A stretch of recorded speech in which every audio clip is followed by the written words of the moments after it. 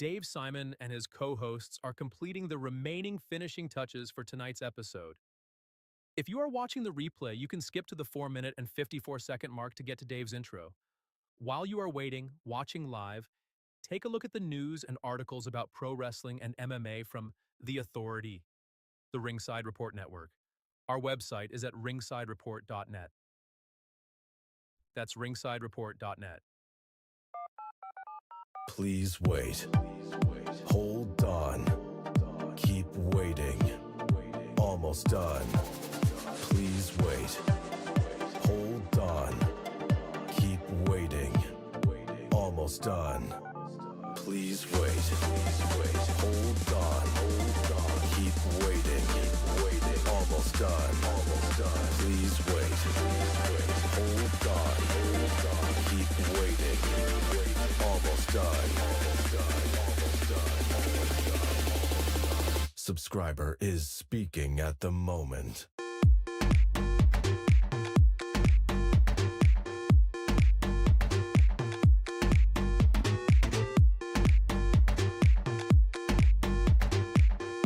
Subscriber is speaking at the moment.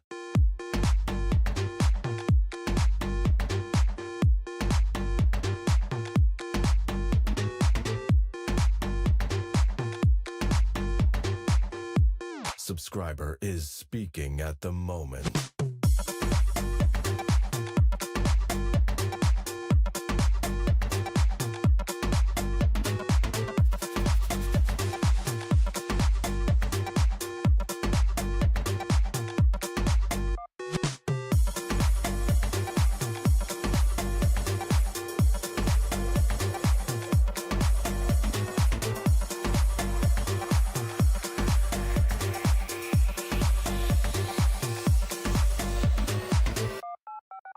Please wait. Hold on. Keep waiting. Almost done. Please wait. Hold on. Keep waiting. Almost done. Please wait. Hold on. Keep waiting. Almost done. Please wait. Hold on. Keep waiting. Almost done. Subscriber is speaking at the moment.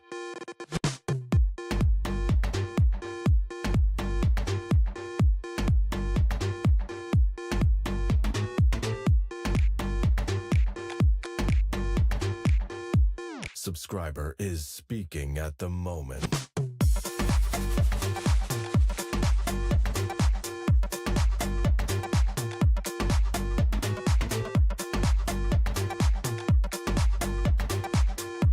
Subscriber is speaking at the moment.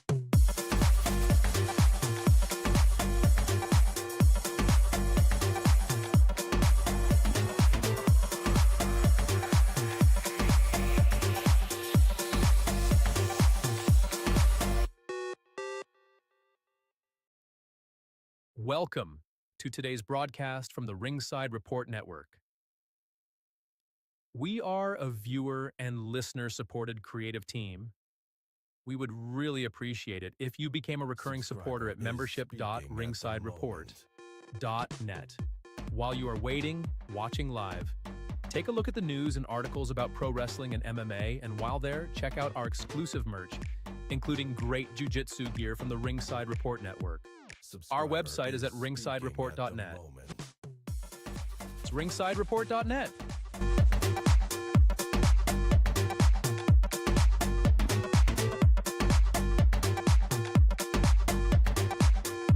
Subscriber is speaking at the moment.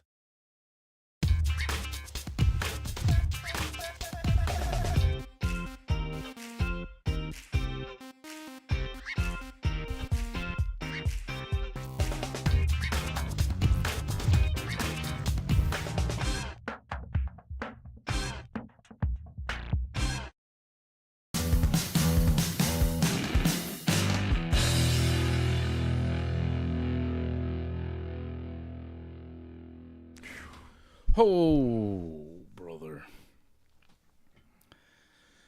Let me tell you something, brother. Tonight it's Wrestling Uncensored. We pay tribute to the great Hulk Hogan.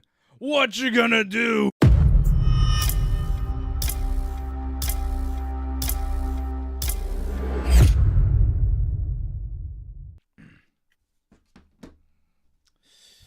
Yep. Here we are. Let me tell you something, brother. Literal brother. Brother. Gotta have brother. It has to be a brother night tonight. You gotta bring out the good brothers. Brother Brutai. Brother Hogan, brother. Everybody's here tonight. Brother Johnny. Johnny, brother. It's nice to see you guys again. It's sad that what happened in the last 24, 48 hours now. Hulk Hogan passing away. Very sad. It's huge news. It's extremely sad.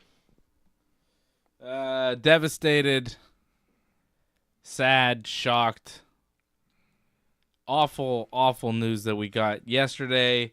The legendary Hulk Hogan passing away, just 71 years of age, in his home. Well, he passed away in the hospital, I think, after having a cardiac issue at home. And, of course, the tributes are pouring in, and we're going to pay tribute to Hogan. We're going to talk about Hogan, as we do a lot on this show. Yeah. You know? I feel like I talk about how great Hogan is all the time. I was really upset when he got booed out of the building on what became his last appearance in the WWE. Now, I understand why people don't like Hogan. I understand why people don't like Terry Bollea. But I'm able to separate, whatever he was as a person, whatever his beliefs were, from the enjoyment that he brought to my life and to millions of others, and the sacrifices to his body that he made that probably, wound up shortening his life a great deal. Yeah. And, he is the reason why professional wrestling is where it is today. And people are saying that now, and they are correct. And you cannot understate that. Hulk Hogan made pro wrestling an international box office attraction that could sell tickets around the world in every market. He started all that. The WWF would not have been successful. Vince McMahon would not have the star without Hulk Hogan. Hogan was the man. Main eventing the first, 8 Manias? I mean, I guess you could skip, 5? 4. 4, right? 4. Yeah. Although he was there and he kind of helped influence the finish. Yeah. But, instrumental in Yeah, he was always there. First. He was a fixture. Mm-hmm. It was weird not to have him as the main event. He he changed the game. He changed what professional wrestling was. Some people didn't like it.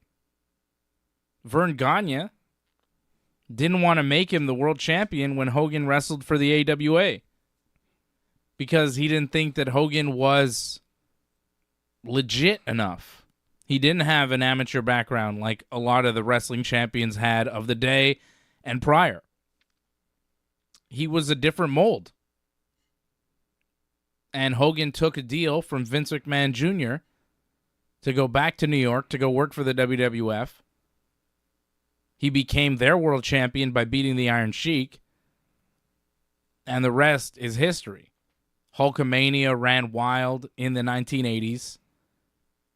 WrestleMania 1 happened with Hogan in the main event. You couldn't have that show without Hulk Hogan. WrestleMania would not exist without Hulk Hogan. Here we are 40 years Plus later, and people are still talking about the impact of Hulk Hogan. He is the Babe Ruth of professional wrestling. People are still talking about the Babe. There are still records held by the Babe. Same for Hogan. There will never be another Babe Ruth. There will never be another Hulk Hogan. Never. John Cena and Roman Reigns are cool. They're not Hulk Hogan. They're not business changing. John Cena, Roman Reigns, and every other champion that the WWE has had in the past 20, 30 years has been able to draw not off their own name, but off the company. Because when people buy tickets, they're not necessarily buying tickets these days for a certain wrestler. They're buying tickets for the WWE because they know that they're going to get a certain level of entertainment when they buy a ticket to see WWE. You don't know what you're getting, but you know you'll get something. We have tickets for SmackDown in a couple weeks. We don't know what we're getting, but we know we'll get SmackDown. Yeah. It might be a show like tonight, which would suck. Yeah. We But might we get Jelly Roll. We might get Jelly Roll, which won't be great, but we might get John Cena, which would be cool. But we don't know. So we're not buying tickets for John Cena because we don't know that Cena's going to be He's there. not advertised. Hogan didn't have that He luxury. is now. He is now advertised. Wait, Oh, what? Oh. Cena's advertised for Montreal? Yeah, you're gonna get Cena for sure. Oh, John, you froze out. You're I'm frozen. frozen. Can you hear me though? I hear you, but you're frozen. Yeah, I see that. But I am actually moved my lips. But yeah. All right. Well, maybe come back, disconnect and come back so we can see you move. It'd be good to see you moving. It's an idea. Hold on a sec. Okay. Johnny will be back. Ooh, Cena? Oh, Zevy's going to be so hyped. Yeah. Yes. Finally get a chance. Oh, my son's going to be really happy to see John Cena. That's great. Well, don't expect, because this is after SummerSlam, right? So don't expect much. But No, but still, he'll get to see him. Yeah, promo. That's enough. sadly, he never got to see Hogan. Yeah, that's unfortunate. I'm lucky that I was able to see Hogan as many times as I did. Many memories. But like I was saying, you know, Hogan couldn't depend on the name WWF.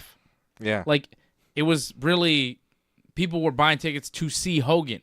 And that's why the other wrestlers would come up to Hogan and thank him for the house, because they knew that they were making money because of Hogan. It was all trickling down. The arenas were sold out, 20, 30,000 people, whatever it was, 90,000 people at the Silverdome, brother. 93, brother. 200,000 people at the Silverdome, brother. The big sticky giant, brother. I slammed that big sticky giant. He was 900 pounds, brother. The embellishments of Hogan, too, people got mad at, but I always felt like it was part of the charm of Hogan. It just kind of amused me, all the things that he said. The embellishments, the lies, whatever. But, he was the guy selling the tickets. People bought tickets to see Hulk Hogan. And, of course, you had to fill the card with other matches. You couldn't just have one match on the card, so they filled the card with other matches and great wrestlers and superstars, but they knew the deal. They knew that they were getting paid big money because they were sold out, and the tickets were price high because people wanted to pay big money to see Hulk Hogan. He was that big. I don't think people today that didn't see him, that weren't around, grasp the level of hype there was around this guy. People wanted to see him pose in the ring after he won his matches. They just wanted to see him come out, rip his shirt off, pose, beat guys up, body slam, big boot, leg drop, 1, 2, 3, and then pose for like 10 minutes. And the people went nuts, just flexing, doing this, doing that, and then doing these all, 4 corners of the ring. Just let me hear you. Like just that, tremendous. Yeah. I loved it. And it seems like nothing. When I do it, it looks like nothing. I But feel very corny. Yeah, you look, it's nothing. But when Hogan did it, it was like electric. There was something magical about him doing this. You wanted to get loud for him. Yeah, and it worked, and it worked for so long, and everything he did worked in that character for longer than anybody. Changed the business twice. Completely revolutionized professional wrestling twice. With the rock and wrestling era throughout the 80s that he was the head of by far. And then with the NWO and making WCW a massive company and the Monday Night Wars and all of that, Hogan. All Hogan. All the Manias. Mania 1, Mania 2. Mania 18. Mania 3, the most famous match of all time against Andre the Giant. I can't tell you how many people still to this day talk about Hogan and Andre. Like, it's never going to go away. I don't know any other match that people will talk to you about like that. Like, Yeah. is there another match? There is no... Yeah, like... There is yeah. no one match. Just with the name recognition. No, and I'm not talking about like Brett and Austin from 13, right? Because that was a big one. But that's big within wrestling. Yeah, circles. the general public won't. The general public, everybody knew about Hogan and Andre. Like, if you were alive in 88 when it happened, you were aware of it. 87. 87. I Yeah, guess. 87. It was over 87. some years Yeah. ago. You were aware and you know about it, and you still, to this day, remember it. Hogan body slamming Andre in the Silverdome. Massive. And then he went on to just continue the run, a huge run that ended in the WWF the first time in 93 after he won the title at WrestleMania 9. That I know some people are upset about now and some people were upset about at the time. But I remember as a kid thinking, this makes sense. It's WrestleMania. There's the WWF Championship. Yokozuna is an evil heel who just won. Of course Hogan comes in and beats him. Of course. Made perfect sense to me as a kid. And then when Hogan left WWF in 93, I'm like 8 years old. When he leaves WWF, I go, well, what am I watching now? Where's Hogan? The WWF like kind of sucked at that point when Hogan left. I was like, well, why is, where's the main character? It would be as if like Roman Reigns won the title in April at WrestleMania, and then by June he was gone forever. People would be like, what? Where did he go? Except now you got Cody Rhodes as kind of a backup. Back then it was Hogan. And the backup was like Brett, who was kind of new and not really established. And Macho. As much as I love Brett, John, to be quite honest, Brett didn't sell tickets like Hogan. You know? Never did. Never could. It didn't help to lose at WrestleMania 9 like that, but still, regardless. I think Brett, to me, was the guy who was up and coming. And it showed that whole, 92, 93 year. He won King of the Ring. They were pushing him to be the next guy. Like, it felt that way. But. Completely. But. He couldn't. Like, they were looking for the next Hogan. When, Brett was kind of there and they put him on top, they're still like, how about Lex Luger?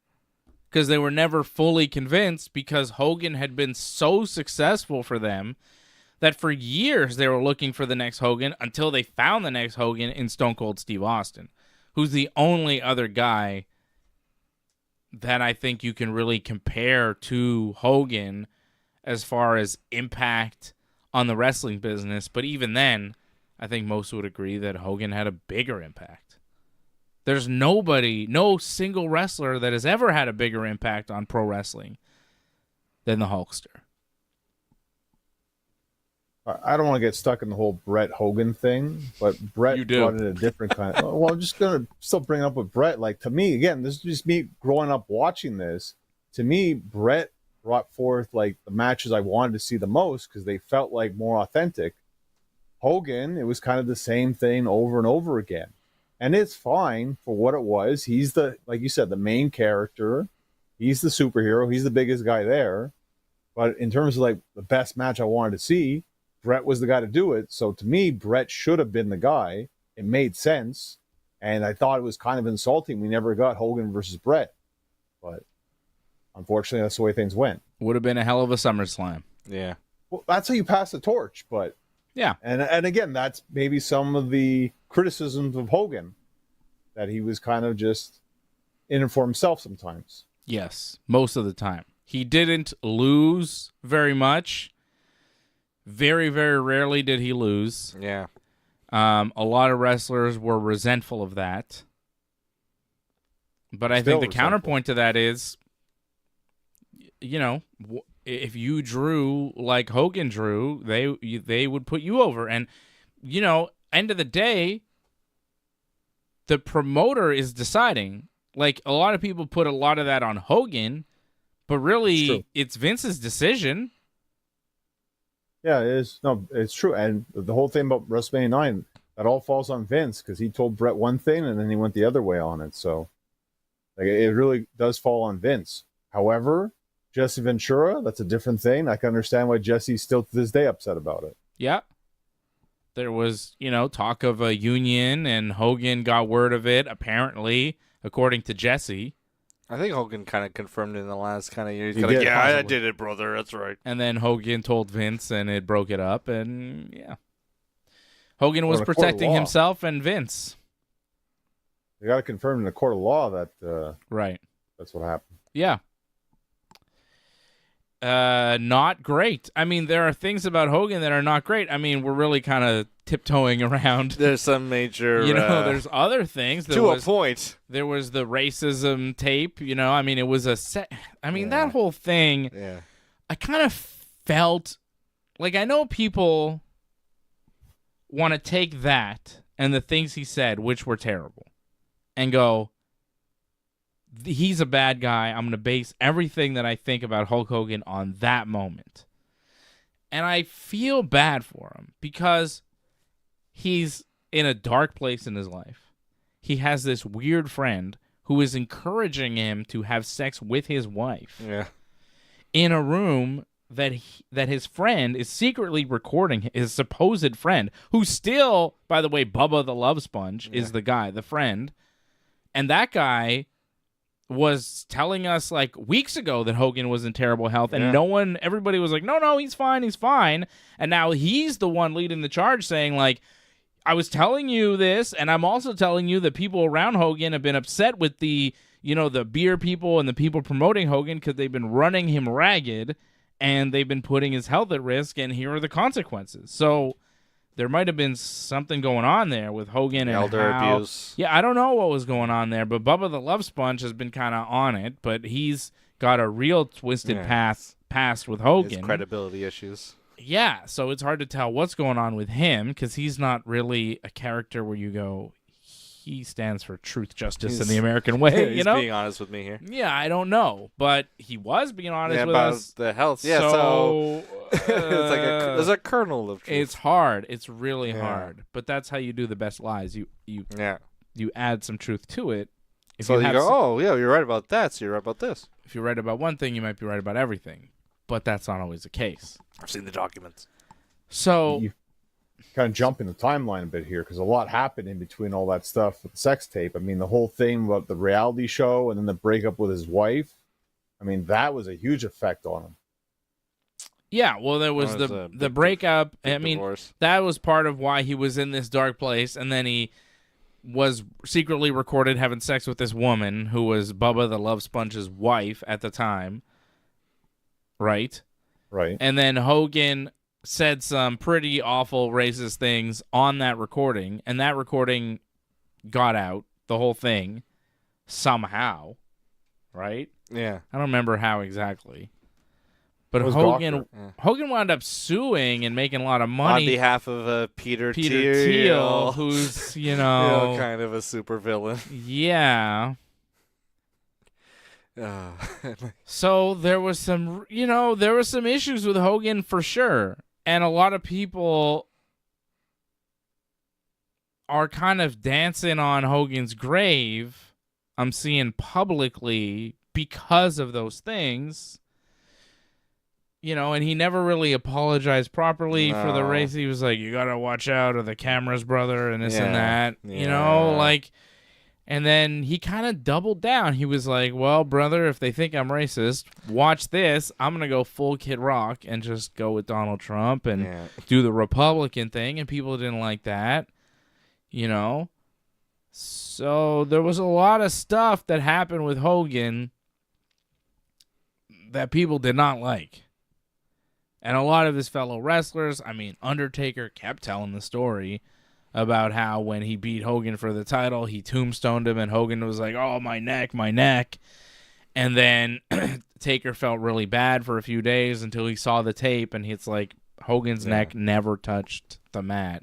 He was just trying to make Taker trying to work him or whatever. Yeah, so then he could get the belt right back and, you know, make him or bury him and, you know, get rid of him because he maybe saw him as a threat or whatever. And that's not a great story about Hogan. But, you know, again, Hogan came up in an era of pro wrestling where if you wanted to be the top guy, that's kind of part of the deal. It's a snaky business. And when you're on top for so long, people are going to resent you for staying on top. Yeah. You know, it's not just the keeping people down and the racism and everything. I mean, there's a lot that goes into the controversies around Hogan. But his contributions to pro wrestling and to pop culture and to, you know, it's complicated. I loved Hogan. I forgave whatever it was because I don't know. Well, you know, we're it's all hard to human. judge a man based on his darkest moment where he's being secretly recorded. I feel like that's kind of rough. Yeah. I got empathy for him. He's a old guy from Florida who was a pro wrestler. What do you expect? That's the thing too. Is just like how I guess expected squared him, that circle. I kind of expected him to think all these things. I didn't expect him to say them out loud, but I guess in private he sometimes did. You know, I don't know. I don't like. You know, like it is what it is. People think differently than I do. And if I couldn't be a fan of anybody, you know, who I didn't feel that comfortable being, you know, I would be a fan of very few wrestlers. You know what I mean? Well, that's it. That's the thing, you know, like we're just talking about Undertaker. You know, yeah. People are mad about Hogan boosting Trump. Undertaker had him on his show. Well, that's it. You know, I mean, right. You know, yeah, people were mad about Hogan with Trump. People get mad at Taker. Undertaker. You know, Undertaker was on that same show Hogan got booed out of, and nobody was booing Undertaker. Stone Cold comes out and he gets a huge pop. He beat his wife. Yeah, you could find out exactly what he did to Deborah. And it's horrific. It was awful. It's horrible. Shawn Michaels. I mean, a lot of wrestlers have done terrible things throughout the... Have you seen Dark Side of the Ring? You know what I mean? Yeah. Is Hogan the worst? Wrong. No. You know, No. like, is he the worst of the worst? No. And for how great he was as a wrestler and an icon of wrestling, he was treated like the worst of the worst. Yeah. You know, like the wrestling community just decided we're turning on this guy, and that's that. And it was, you know, I don't know. I didn't love it. Well, I didn't love it. It goes back to what I told you on X this week, Dave. Like, it's a big problem is the fact that a lot of WWE stars at this time didn't like Hogan and went out of their way to tell you that they didn't like Hogan. Yeah. So then their fans jump on that. And they're like, oh, if my favorite wrestler doesn't like him, then I don't like him too. Yeah. And that becomes a huge, like, mob fight pretty much all on Hogan. And, like you said, like, he got booed the last time he was there. Last time they mentioned Hogan, Punk said he was going to kill Hulkamania. Yeah. Becky was doing the Becky Hogan thing. Yeah. Like, it was just all negative on Hogan from all your top stars. I mean, and Stephanie McMahon, right after Hogan got booed, she was doing interviews saying like, "Oh, I didn't really like Hogan. He wasn't a good wrestler." Stephanie Yeah. McMahon and Triple H, like they were burying Hogan. McAfee too. Yeah, McAfee too. Like it was green light on Hulk Hogan. But they kind of corrected themselves tonight, though. I thought they did a very good tribute tonight on SmackDown, at least. A little late.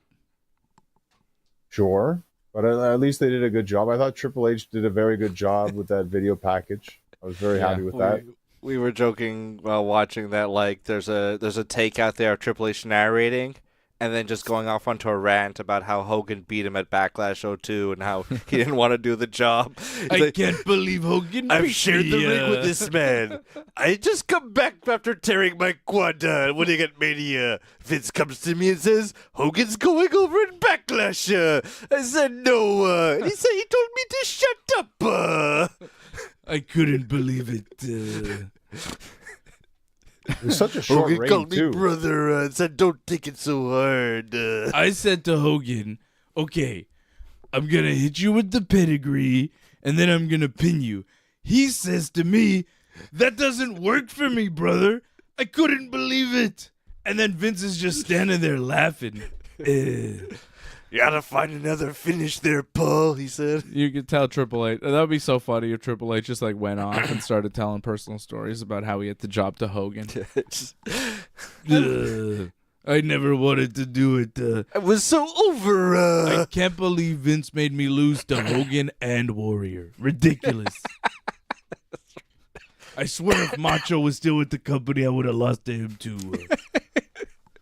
It really was best for business at the time. Hogan, like when he Yeah, it came was. back, The At comeback WrestleMania was team, crazy. Oh my God, we Montreal. were witnesses to that. Yeah. Yeah. We were lucky enough. I don't know. We were at the We were Raw there. after Mania, John, and the SmackDown in May. Were you at those shows? the SmackDown, not the Raw though. You didn't go to Raw after WrestleMania? Not that one though. Oh man, The SmackDown, yeah. So, SmackDown was crazy too. but it was the night after he wrestled The Rock in Toronto at WrestleMania. And that's another one of those like greatest matches of all time. Yeah. Kind of contenders. Oh, that was That's- crazy. that might be another one that the general public might be like, "Oh yeah, Hogan Rock." The double turn. Hogan comes in heel, Rock comes in babyface, and they leave switched, which WWE is changing the history Yes. on. Yeah. Have you noticed that? Oh, 100%. I saw it tonight. They showed that tonight. Right. So they're acting like Rock was a babyface, Hogan was a heel, and then during the match, the fans started also cheering for Hogan, and they both left as heroes, which is not what happened. No. What No. happened was Rock, they started booing Rock and cheering Hogan. They flipped. It was a double turn. They called in the ring. Kind of like because The Rock was still a babyface in the end, or they didn't completely turn The Rock until like a year later, actually. No, but they turned on The Rock in that match. Like the fans Yes. were booing everything Rock was doing and cheering everything Hogan was doing. But for some reason, and the WWE told you that story for many years after the match happened, but for some reason over the past few days, I'm noticing they're talking about that match and the narrative has totally changed where it's like, no. Rock was always cheered during, they always loved Rock. And I go, oh, you mean the guy who's like on the board of directors and like kind of running the company? That guy? They always loved him, eh? That's weird because I don't remember that. That's not how I remember that match going that I watched at the time and I still remember and I heard WWE tell me about for years afterwards. That's not how it went. The Rock has changed it. And I wonder if you watch that match on Netflix, have they changed the audio of the crowd? Are they not booing The Rock anymore? It's very possible.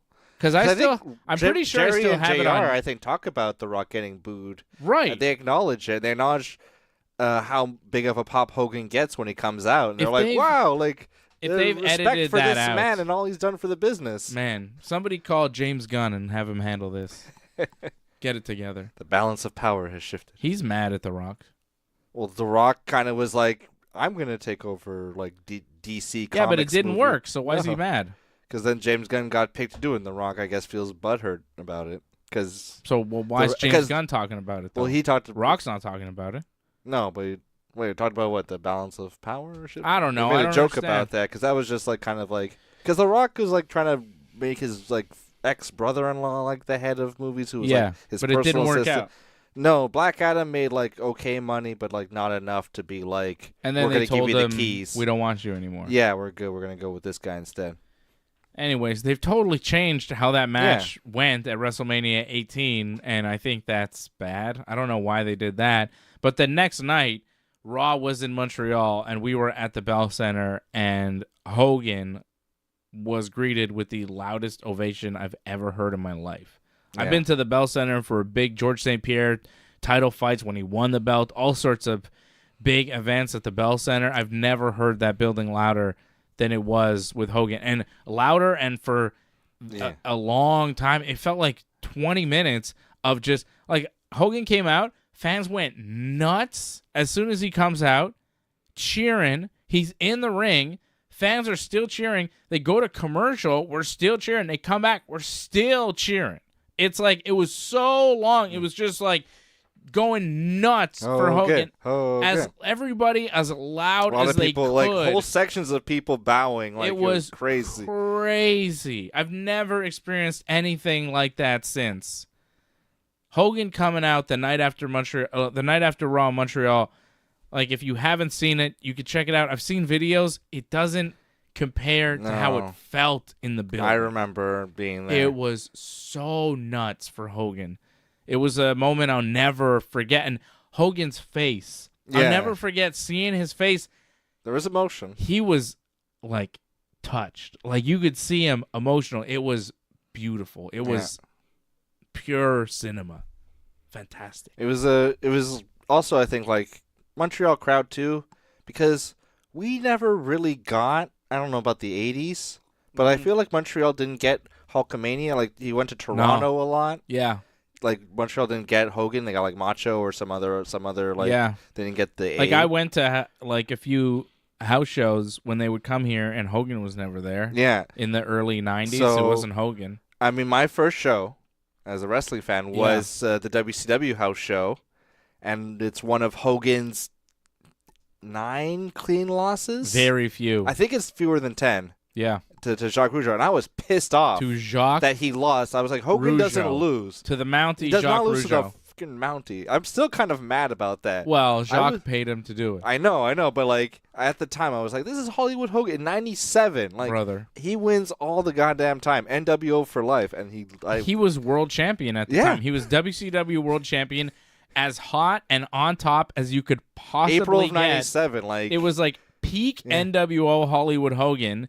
They did a house show in Montreal for some reason. All the stars of WCW came. It was the first time I'd ever seen Hulk Hogan live, and it was incredible. It was NWO Hogan, and Ric Flair was there, and all sorts of cool WCW guys were there. And then I think the next time I had seen Hogan, like, was after Mania, which was amazing. And like after the show too, like after the cameras went off, it was Hogan in the ring and like posing and like more of that sustained applause. Like, like at least 20 minutes after the cameras went off. Yeah. The And Hulkster was special. in the May SmackDown, it was the go home show to Judgment Day. Yeah. So it was the last time, that SmackDown we were at. It was the last time Hulk Hogan walked in and out of the building as WWE champion. Yeah. Or he was still WWF at the time. It's about to change. Yeah. But and like Vince came out to like confront him. It was like the start of their feud that would go on for like till Mania, and it was like Vince, like nuclear heat, and like Hogan started like punching him, and like we were just loving it. And like at one point, like he punched him and Vince is staggering, and then Hogan just rips the shirt, and you just hear this eruption from the crowd. I'm just like, here we go, and I think he delivers the leg drop, and it was like. Mm-hmm. It was like, we're just talking about Brett, but it was like he was getting justice for Brett. Mm-hmm. Kind of. And they did a Rock Hogan rematch too at No Way Out here too. Yeah, right? we saw that too. Yeah, this was like Montreal was like for we a little got bit some there. It was good Hogan moments. Yeah, we got some good the rebirth of Hulkamania in the early 2000s, we got some nice moments there. Also in 2005, when he was feuding with Shawn Michaels in that crazy Shawn Michaels promo. We were there for all of those, as part which of is the Hogan nice. feud. Yeah. When Shawn Michaels cut that crazy promo where he teased Brett coming out. Didn't Hogan come out? Hogan came out. Didn't come. They played the music and he didn't come out. But we were like, he came out later. later. He was to wrestle Kurt Angle. Yeah. But we were like, oh, Hogan's here. He should come out, and he didn't. Hogan and Brett and Michaels were like, oh, forgive you for falling for it once, but when it's twice, it's on you. We're like, oh, yeah, hated screw Shawn. you, Shawn.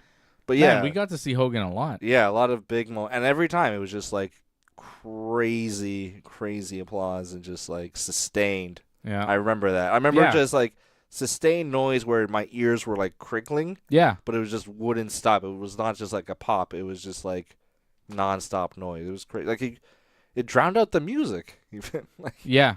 Like the Hogan pops were nuts. Yeah, like I've been part of Austin pops, Rock pops. Yeah, but it's different. Yeah, different. It's funny, Dave. You say Andre and Hogan. That's, you think, the best moment of Hogan. To me, honestly, I think it's the NWO when he turned on WCW and joined the NWO, because that changed everything again. And that was big to do because no one had beaten WWF at the time. And the fact that pretty much started that, like, WCW became the wrestling company. That was a huge change back then. It really was. WCW was nothing until Hogan showed up. It was not serious. No wrestling fan really took it seriously. It was certainly not anywhere near competition for the WWF. Hogan shows up, changes the game. Like, even with the red and yellow WCW Hogan, it was like, okay, now they're serious. They've got Hogan. And then, he turns heel, which no one ever thought was possible. People were shocked and appalled. And it's like the most evil guy, and he's Hollywood Hogan with the NWO. And WCW all of a sudden is the biggest wrestling company in the world. He took it from nothing, a total joke, to number one. Yeah. I mean, it's both moments to be so iconic in a mainstream way for pro wrestling, like slamming the Giant, turning and joining the NWO. Like, everybody knows about that stuff. I couldn't name you any other wrestler who has those types of moments that everybody, even people that don't even watch wrestling, like, are aware of. Well, it's amazing. It's almost a decade apart, those moments, too, when you think about it.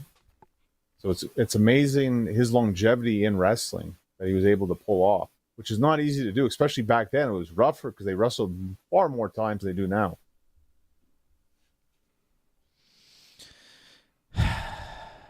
There will never be another Hulk Hogan. We could go on forever talking about the Hulkster and the matches, the different eras of Hogan, the finger point of doom, the feud with Sting in WCW. That's the wall up there, brother. Ash the Beach. It's not hot. It's not hot. Yappa pie. The Mega Powers with Macho Man.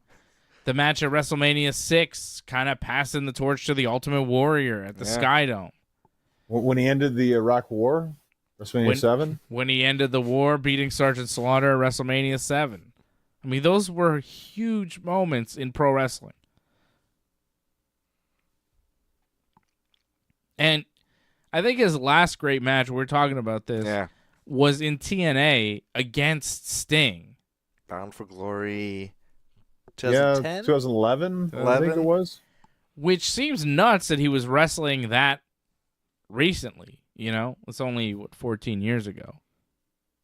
And at the time, I remember when they booked it, I thought, what? How? And then Sting and Hogan went out and had like a killer match that you couldn't believe they were doing what they were doing. You couldn't believe Hogan was doing what he was taking bumps, and it was just nuts. It was like a street fight.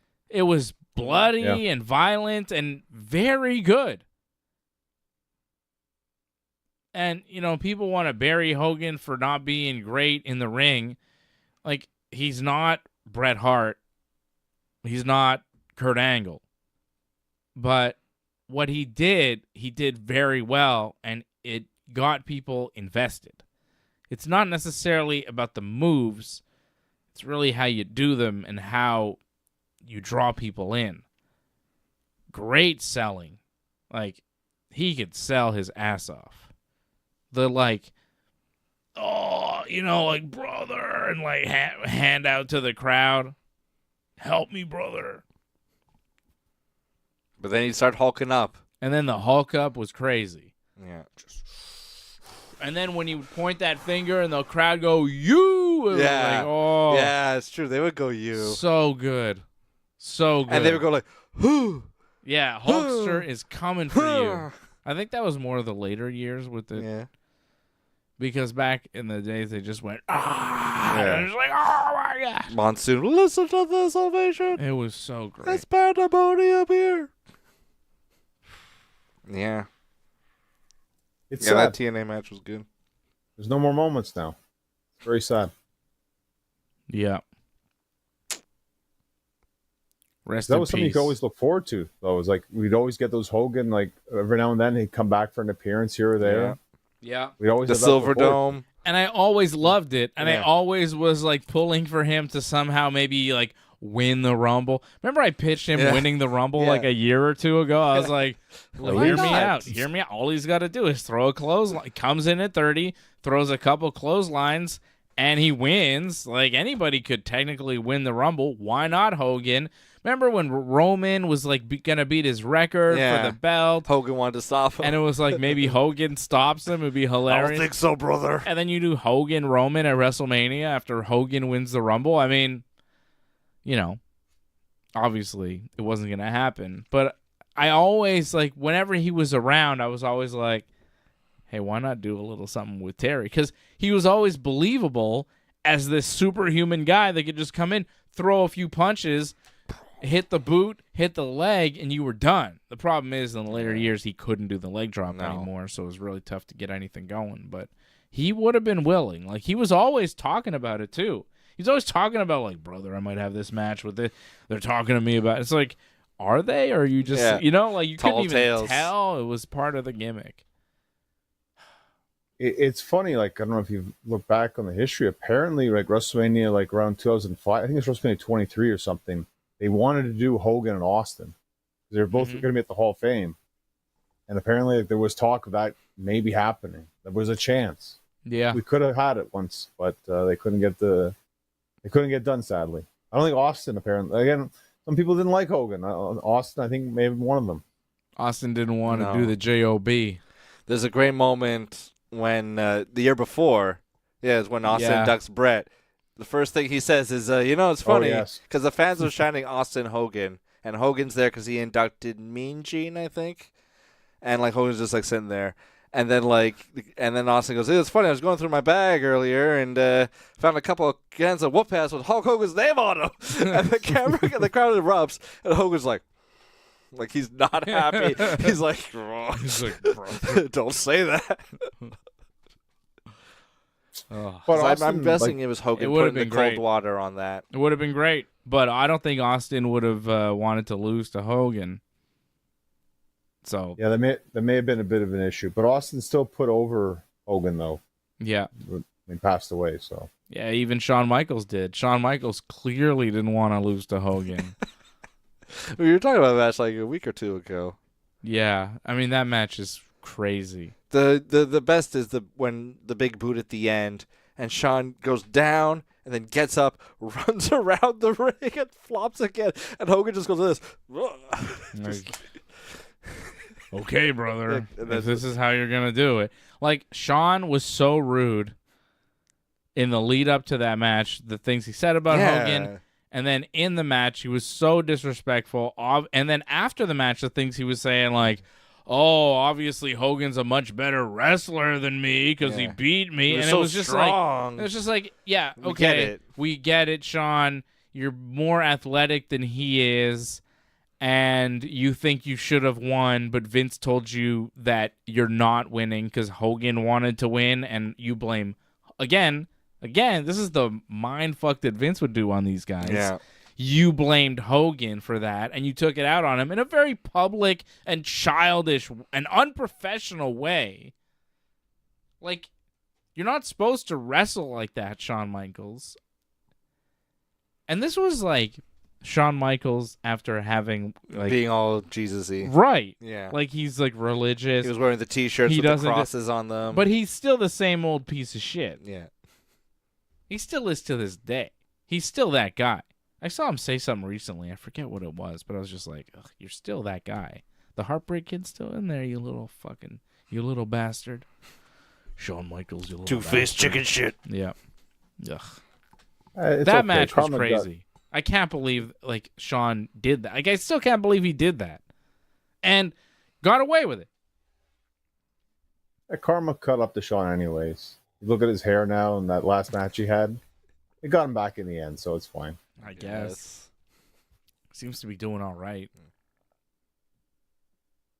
Well, I just, again, sad. It was sad to see Jimmy Hart there. Like, I met Jimmy, and I know how much Hogan meant to him. So, it was tough. Like, I wish that was one thing from SmackDown I wish they would have done is, like, had maybe Jimmy talk about Hogan, had, like, Duggan talk about... You bring these guys in just to stand on the stage. I mean, that's cool for the 10-bell salute. Appreciate it. Mm-hmm. But, like, maybe have them say something about Hogan. Yeah. That's what they used to do for tribute shows, but I guess they just kind of try to wrap it up because they still have a show to do. I get it. And they can't use all the time on Hogan, but maybe a little thing, just like 20 seconds of Jimmy saying something would be nice. Yeah, they had all those legends there, and we didn't hear them share a single memory about Hogan. They had a video package. They had the 10-bell salute with everybody on the stage at the beginning of SmackDown, but they didn't. Yeah, they should have followed up with some production. Like, get them talking about Hogan, cut some clips, and sprinkle them throughout the show. Cody did. That was nice what Cody said, Yeah. though. Cody did a promo. He said Hogan's legacy is complicated, but his contributions to the business not complicated, and proceeded to put Hogan over and thank Hulk Hogan. That's a good way of putting it. Thank you for the house, brother. And then Cody went on to say he wants the real John Cena at SummerSlam, not this guy. Unfortunately for Cody, I think this is all there is left of John Cena. So this is what you're going to get at SummerSlam, Cody. Good luck with the match. I mean, SmackDown was a big pile of nothing tonight. They could have done more Hogan stuff and less everything else that they did. Like, after the Hogan tribute, that part where they did a 10-bell salute and a video package, we come back, and Logan Paul comes to the ring. And he's doing a promo. And I go, this is far from the Hulkster, brother. This is not that at all. And then it got worse. Because this non-wrestler, Logan Paul, is interrupted by another non-wrestler, a 40-year-old, out-of-shape, non-athletic musician named Jelly Roll. The only thing pro wrestler about this guy is his name. Looks awful. Cuts this promo about Logan Paul being only good for inspiring asshole kids to film themselves doing asshole things. So, nice calling kids assholes there, Jelly Roll on SmackDown. And then Drew McIntyre came out because we needed, an adult in the room. And then Randy Orton came out because, Drew couldn't handle the children. He needed some help. And then they all have this brawl. And Jelly Roll is delivering the worst forearms maybe ever to Logan Paul. Just terrible. In the corner. They're clearly helping Jelly Roll through this. Logan threw a clothesline. The Jelly Roll was supposed to duck, but he didn't duck. You went like this. And, yeah, he just kind of slightly lowered his head. And Logan just sailed over the top with him. With that clothesline, it looked awful. And then he turned around and got slammed-ish by Jelly Roll. And he way over bumps. So yeah, it because just he's looks- trying. He's Yeah, trying to but, make like- him look like Logan But Joey was Paul. going like very lightly pushing, and Paul's just going like, "Whoa!" It's Logan it's Paul not a thinks he's full- making Jelly Roll look good, Yeah. but he's actually overselling and overdoing it and making it look even worse than it is. Maybe he's doing a Shawn Michaels. Because I don't think he is. I think he is such a Yeah. bad wrestler that he thinks he's supposed to react that way. And Jelly Roll is so bad and doesn't know any better. But he's really dedicated. He comes to the performance center like 3 times a week. So that means he's ready to work at SummerSlam. Ridiculous. It was ridiculous. And it's like, this is what we're talking about the greatest professional wrestler of all time, classic wrestling, and then you give me this bullshit with Jelly Roll. Like, cancel SmackDown and just do Hogan video packages the rest of the show, because what you have to offer is not good. This is particularly offensive. Jelly Roll? I mean, he's worse than Logan Paul. I mean, the only thing that this is accomplishing is making Logan Paul look good-ish. Although, because of the overselling, he doesn't even look good. He looks really amateur. It makes Drew and Randy look really good in comparison, because it's like, oh, look, those guys know actually. They know what they're doing. They're good. It's very bad. Yeah, it was Jelly Roll? It was strange. Like, you made a good point. Like, maybe it's to like show like Hogan, the rock and wrestling connection. So here's our modern kind of rock and wrestling offerings. Maybe it was their but- idea of a tribute to that, right? but- Like, I was trying to find an angle. But even so, it was This quite is awful. This is our Mr. T and Hogan thing, Jelly Roll You're is like reaching. Mr. T, or this is like our Hogan and Bischoff versus Jay Leno and DDP. This is our Hogan and Dennis Rodman versus DDP and Karl Malone. I mean, maybe that's what they were going for. Where Randy is Hogan and he's got Carl Jelly Roll Malone with him. I mean, but DDP Karl was Malone with, played in the NBA. Jelly Roll sings songs. I guess. Like, at least with Logan Paul, he boxed Floyd Mayweather before being in WWE. He was in the athlete space. I wouldn't say he's conditioned. he's not really a pro athlete, but he's in that arena. Jelly Roll, I mean, he's no Bad Bunny. I'll tell you that much. As far as those types of guys go, this match at SummerSlam is going to be terrible. Just awful. And to waste my time on SmackDown with this was really bad. But, they didn't have much else. You had Roxanne Perez beating Alexa Bliss. Broke her nose. Did she break her nose? Alexa did a Yeah. Twisted Bliss off the top to the outside on Raquel, and it looked like she hurt herself doing it. How did she break her nose doing that? The way she landed, it was Yeah. one because Raquel was waiting forever for her, Yeah. and then had to move Charlotte out of the way. Yeah. And I think by doing that, her position was kind of off a bit, the way she was supposed to catch her. So Yeah. it looked like she caught her kind of in her midsection, or her midsection, her face hit Raquel's midsection. Mm. So I think her nose just bounced off that. It looked like. Ouch. Break your nose by hitting somebody's mid. The ribs, maybe? I felt like maybe it was an elbow or something. I wasn't sure what caught Alexa. It was a weird fall. It could be a hip too, just you got the side of the gear or something, and make something be sticking Yeah. out. Bam. Yeah. Well, she came up bloody, which was kind of good for the finish because she comes back in, and it's supposed to be the distraction, and then Roxanne rolls her up, puts her hand on the ropes, and gets the 1, 2, 3. It looked good, but it wasn't supposed to happen. Blood. Well, they used it for the promo, so they made the most of it. Yeah. But I agree with you. It just seemed kind of weird how it all came about. Plus, the pin that they had before that, where I think Roxanne had Alexa beat, and then Charlotte's going around the ring before they do the pin.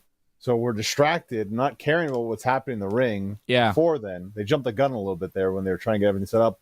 And then we have to look at Raquel waiting forever. That looked bad. because like she has to look at her, then wait for her to turn around, Yeah. then throw her off, then stand there. Like there was some awkwardness there. It wasn't great. And then we had Jade Cargill beating Chelsea Green. Ooh, more awkwardness. Yeah. That was a long match. It was much longer than I was expecting. Like it was 2 segments, I think. Like, what kind of SmackDown was this? If this is the level of SmackDown we're getting in 2 weeks here, I'm gonna be pissed because this was awful. This was very bad. I thought Raw was very good, except for some things. But I thought, in terms of the wrestling, Raw was much better than SmackDown this week, easily. But yeah, SmackDown. I don't know what was going on this week. No, not so great, sadly. I mean, look at the matches: Perez and Bliss, Cargill and Green, Jacob Fatu against The Miz. Yeah, that's rough. You know, and then the main event was the Wyatts against Andrade and Rey Fenix. Like, nobody is a killer wrestler in any of it. I mean, Andrade and we Fenix did get a new right, SummerSlam match, though. I'm sure you're happy about that. The what? We have a new SummerSlam match now because of that main event. Yeah, we know what night 1 and night 2 are. We're going to get to that in a minute. Jacob Fatu beat The Miz, and then he got attacked by Tallest Tonga, JC Potato, Smallest Tonga, and Solo. But then Big Jim came out, and then Jacob kind of took them out. And yeah, but then they got attacked by Tallest, and Jacob went down. They're still doing that thing. And then the Wyatts and Andrade and Rey Fenix ended in a disqualification when Nikki Cross just interfered, and the match just ended, which sucked. Tag team title match just kind of over. And then it was just a big melee with Street Profits showing up and DIY and the Motor City Machine Guns and Frexiome and just a big brawl melee to end SmackDown with Nick Aldis announcing a 6 tag team ladder match for the SmackDown tag titles at SummerSlam. And that match will be on night, I'm guessing 2, because night 1, they haven't announced what night it's on, but I'm guessing it'll be on night 2 because night 1 already has 6 matches. Night 2, only 5 so far. Night 1, WWE making this official, will be Tiffany Stratton versus Jade Cargill, WWE Women's title. Randy Orton and Jelly Roll versus Drew McIntyre and Logan Paul in a tag match. Gunther defending the World Heavyweight title against CM Punk. Raquel and Roxanne defending the tag titles against Charlotte Flair and Alexa Bliss. Roman Reigns and Jey Uso teaming up, that one made official this week, to take on Braun Breaker and Bronson Reed in a tag match. And Sami Zayn versus Karrion Kross in a match that I can't believe is actually happening at SummerSlam, but there we go. That's night 1. Night 2 will be main evented by John Cena, Cody Rhodes for the WWE title in a street fight. Naomi defending the Women's World title against Rhea Ripley and Io Sky in a triple threat. Becky Lynch versus Lyra Valkyria in a no DQ, no count-out last chance match for the WWE Women's Intercontinental title. If Becky wins, Lyra cannot challenge for the Intercontinental title as long as Becky is champion, which is a stipulation they did not long ago, but they inversed it. Johnny, are you still there? You can hear me. I think I'm just frozen. Yeah, but you're my frozen video- again. You look weird. Come back. Disappear and come You back. lost your lips. Yeah, I lost a lot of things. Yeah, lost my good arms too. Come back. Come back. Solo Sikoa defending the WWE United States Championship in a steel cage against Jacob Fatu.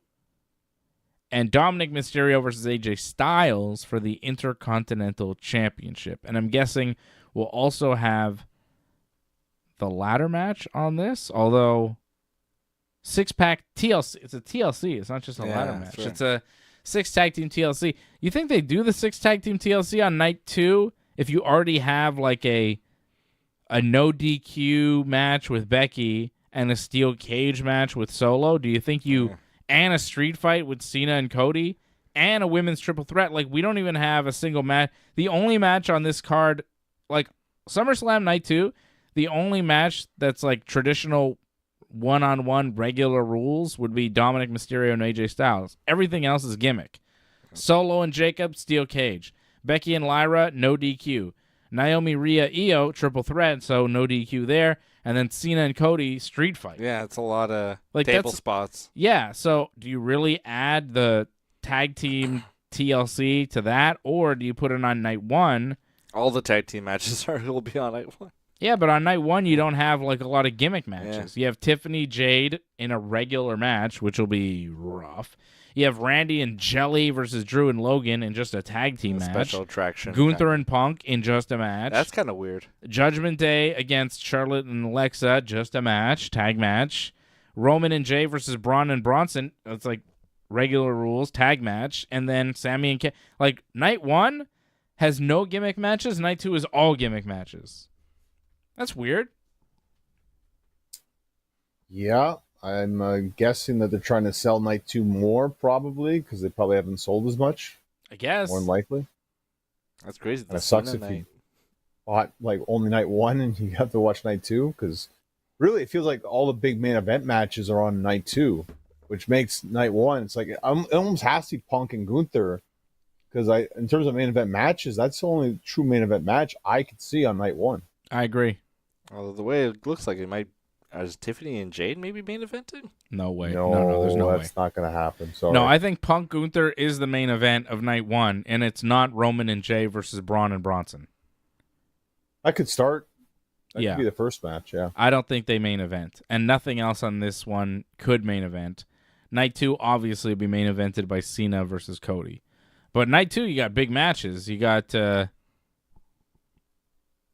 Night 2 seems long. Naomi Very versus. long. I mean, the Naomi match against Rhea and Io, I'm interested in. Everything else is kind of like That steel cage match looks like it's going to be Yeah. long and boring. Honestly, I don't care about Jacob and Solo anymore. The steel cage, I don't care. Becky and Lyra, I'm kind of over all that. Dominic and AJ, I'm kind of interested in. I think it's kind of fun. Cena and Cody, I'm into. The women's triple threat, I'm into. So on night two, there's like a couple matches I want to see. Everything else is kind of... Night one, like Tiffany and Jade, I'm very interested in how that goes. Gunther and Punk, I want to see how that goes. Even the women's tag match, like Roxanne and Raquel against Charlotte and Alexa, like, are Charlotte and Bliss going to win the belts here? Like, I'm interested in that. Roman's match, you know? So I feel like night one, I don't know, man. I feel like I'm more interested in what's going on night one than night two. Like, there's more matches that have my interest. Like, 6 matches on night one. Out of the 6, I want to see 4. I don't want to see the Randy Jelly match or Sammy and Cross. But the other matches I want to see. And on night 2, there's like 2 matches I want to see out of the 5. Cena and Cody and the Naomi match.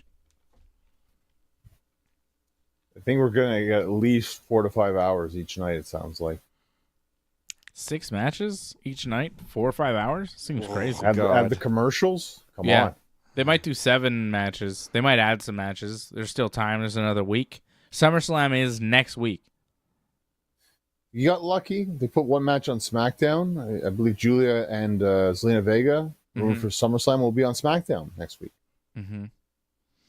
And the plan is, John, by the way, I don't know if I mentioned, but we're going to do like a full SummerSlam recap on after night 2.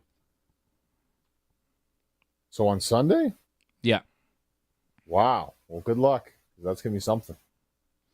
Yeah, because I'm going to be out of town on the Saturday, so... And then I'm on vacation that following week, so I could stay up late on Sunday night. You know what I mean? Sounds good. Just be prepared. Like it's not going to be all in long, but I think Sunday might be very long.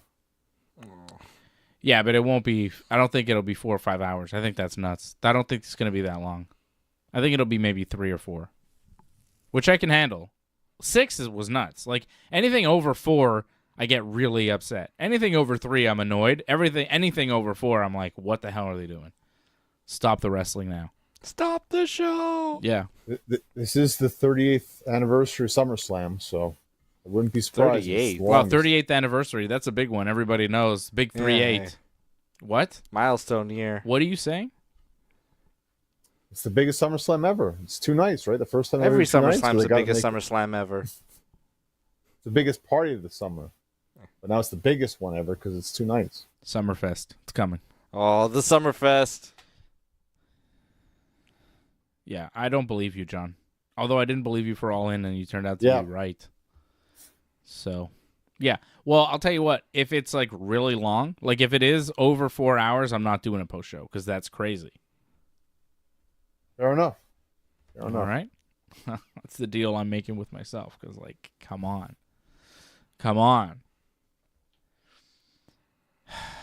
I got so many Hogans around here, John. It's crazy how many Hogan, like, things I have here in the studio that are just always here. If you watch the show regularly, you know how much Hogan stuff. Like, there's this guy over here. There's one Hogan. I mean, there's just a stack of Hogans. Is there the 3 Hogans here? Bring me the 3 Hogan. And also, you have Look at this. Army Hogan. This is what, WrestleMania 7 Hogan? Makes sense. Funko Pops of Hogan the night he turned, because he's in the red and yellow with the Outsiders. Yeah. So this is Bash at the Beach Hogan, 96. Look at this Hogan with the helmet. Helmet Hogan. Cool. What's this from? When was he with the helmet? It's cool gimmick with the helmet. Yeah, he's like a Roman soldier, kind of, with the... So many Hogan. Look at it here. WrestleMania Vegas Hogan. Look at that Hogan. I mean, it seems like WrestleMania 30 almost Hogan. Yeah, too, no, I think you're right. This is the WrestleMania 30 Hogan. The Silverdome, brother. Yeah, but see, like, there's different eras of Hogan. 3 Hogans. Oh, yeah, look at this. Like, old school Hogan, Hollywood Hogan, and then the, like, comeback Hogan. A Hulk Hogan 3-pack that I have over here. I love this one. So cool. Look at this one. Hulk Hogan Ichiban over here. Look at this. Japan Hogan. Oh, Japan Hogan. You ever seen that clip of Hogan working in Japan and, like, he has, like, some interesting moves? Yeah. I was like... It's funny you're saying that because, like, I had it on tape somewhere. I think it was Hulkamania 6. Hogan, I think, against Stan Hansen. Oh, yeah? Like, I think it's at the Tokyo Dome. That might be the best Hogan match I've ever seen. Like, in terms of a wrestling match. Like, there's better hype matches, but in terms of wrestling, I was like, wow. Like, I wish more Hogan matches were like that. I might be a bigger fan of him. Because that was a great match, him and Stan Hansen. That was a fight, that match. Yeah. This massive Hogan I got over here. Yeah, Hogan, like... Giant Hogan Funko. I've been collecting Hogan stuff for a while now. I'm a massive Hogan fan. I will miss him your last greatly. Hogan You toy? got Mr. America here. What do you say, John? What was your last Hogan toy? And yes, Angelo, he did wrestle in Japan. What's the most recent Hogan I got? I don't know. I know you'll get more. It's not the last one ever. I'm sure Might there's have going to been be some others of that come. these. Might have been these. Those are new. Was that like WrestleMania 9 or? No. This is like AWA. yeah, almost AWA. This is like early WWF. This might even be WWF Hogan. When he's managed by, like, Freddie Blassie. You know, this is like I got some cool ones back here. Hang on. Oh, he's got a wall back there. People that aren't seeing this on YouTube right now. Hogan's back here. So many He's Hogans. taking the wall Oh, down. you have, like, pretty Thunder much. in Paradise Hogan, don't you? Yeah, probably. Or is that Brother Brutai? It'd be funny if he had like Mr. Nanny Hogan. Stacks of Hogans, brother. Look at this. Mr. America Hogan. That's right. Yeah, that makes sense. Yeah, I'm not That's good surprised you right got that. there. I think I've So seen many that before. eras. Like, this is what's crazy about him, is that there's so many different action figures because there's so many different looks and eras. This is like early NWO. Oh yeah, well, original NWO, yeah, where it was just like they wrote NWO on it. It wasn't Yeah. actually official symbol yet. And then here's more developed NWO. Full Hollywood. That was a cool thing that they did actually. Like they didn't sell NWO T-shirts right away, like at the venue. It was outside the venue where they had it set up. So it was kind of like, oh, they were the outsider. It's not kind of thing. WCW, like, official. Yeah. Yeah. That's really neat. They did a lot of cool things. Like Yeah, originally that was when a it cool started, concept with Yeah, the NWO sold out pay-per-view and stuff. And it was an interesting those idea. first 2 years of the NWO, like it's fantastic. Yeah. Looking back on that. It's just once they start Remember- accepting everybody and there's just guys outside the ring and just, Yeah, brother. yeah. I mean, that Jeff hurt. Jarrett's whole, part of the NWO at some point. Yeah, it got overblown. that's the silver. That's the that's way past And the its red and prime. black and the LWO and the. You got a poster for WrestleMania. You want to tell me Hulk Hogan's a racist, brother? Come on. Him and Mr. T, they're best friends. Mr. G. He loves his mother. No, he's Remember when he came out with Titus? They liked Titus more than Hogan back then. I think Hogan was for sure racist. Yeah, Yeah. it happens. Like Hulk Hogan said, everybody's racist to a point, brother. I thought he said I'm a racist to a point. I don't know. I thought he said Hulk Hogan. I thought he said not me. everybody's racist to a point, which I thought was really a poignant statement. And then I think he said Some terrible things. yeah, after that. right afterwards. Yeah. Right. But everybody's Yeah. got, everybody's got thoughts in their head about one thing or another. Brother. Nobody's perfect. Nobody's perfect. No, complicated. People are complex, and we salute you, Hulk Hogan. We love you. He is Hulkster in heaven. Hulkamania will live forever. Hulkster in heaven. Angela wanted to know when Hogan wrestled in Japan. It was like in the It was 70s and 80s, right? and Like, a bit the in the match I a few was referring times to- here and there. The match I was referring to was in 1990. Right.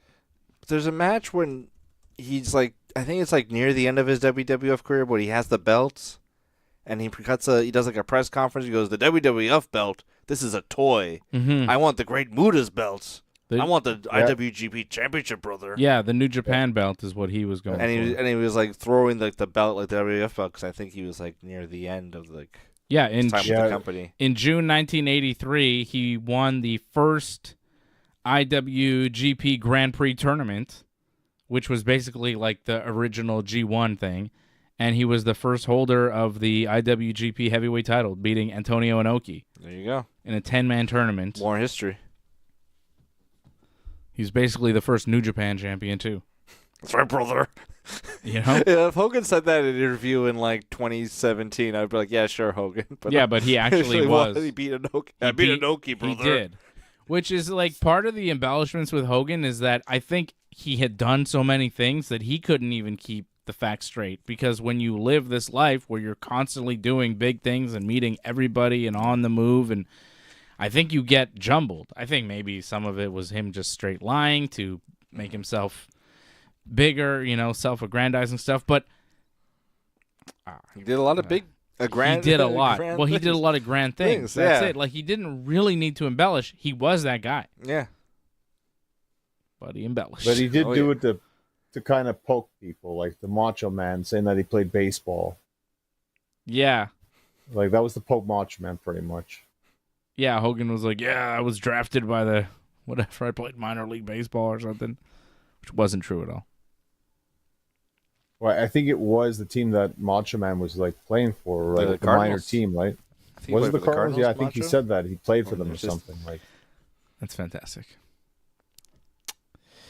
Terrelled. Yeah, Hogan definitely did a lot. Wrestled everybody. Made a ton of money for a lot of people, including himself. Yeah.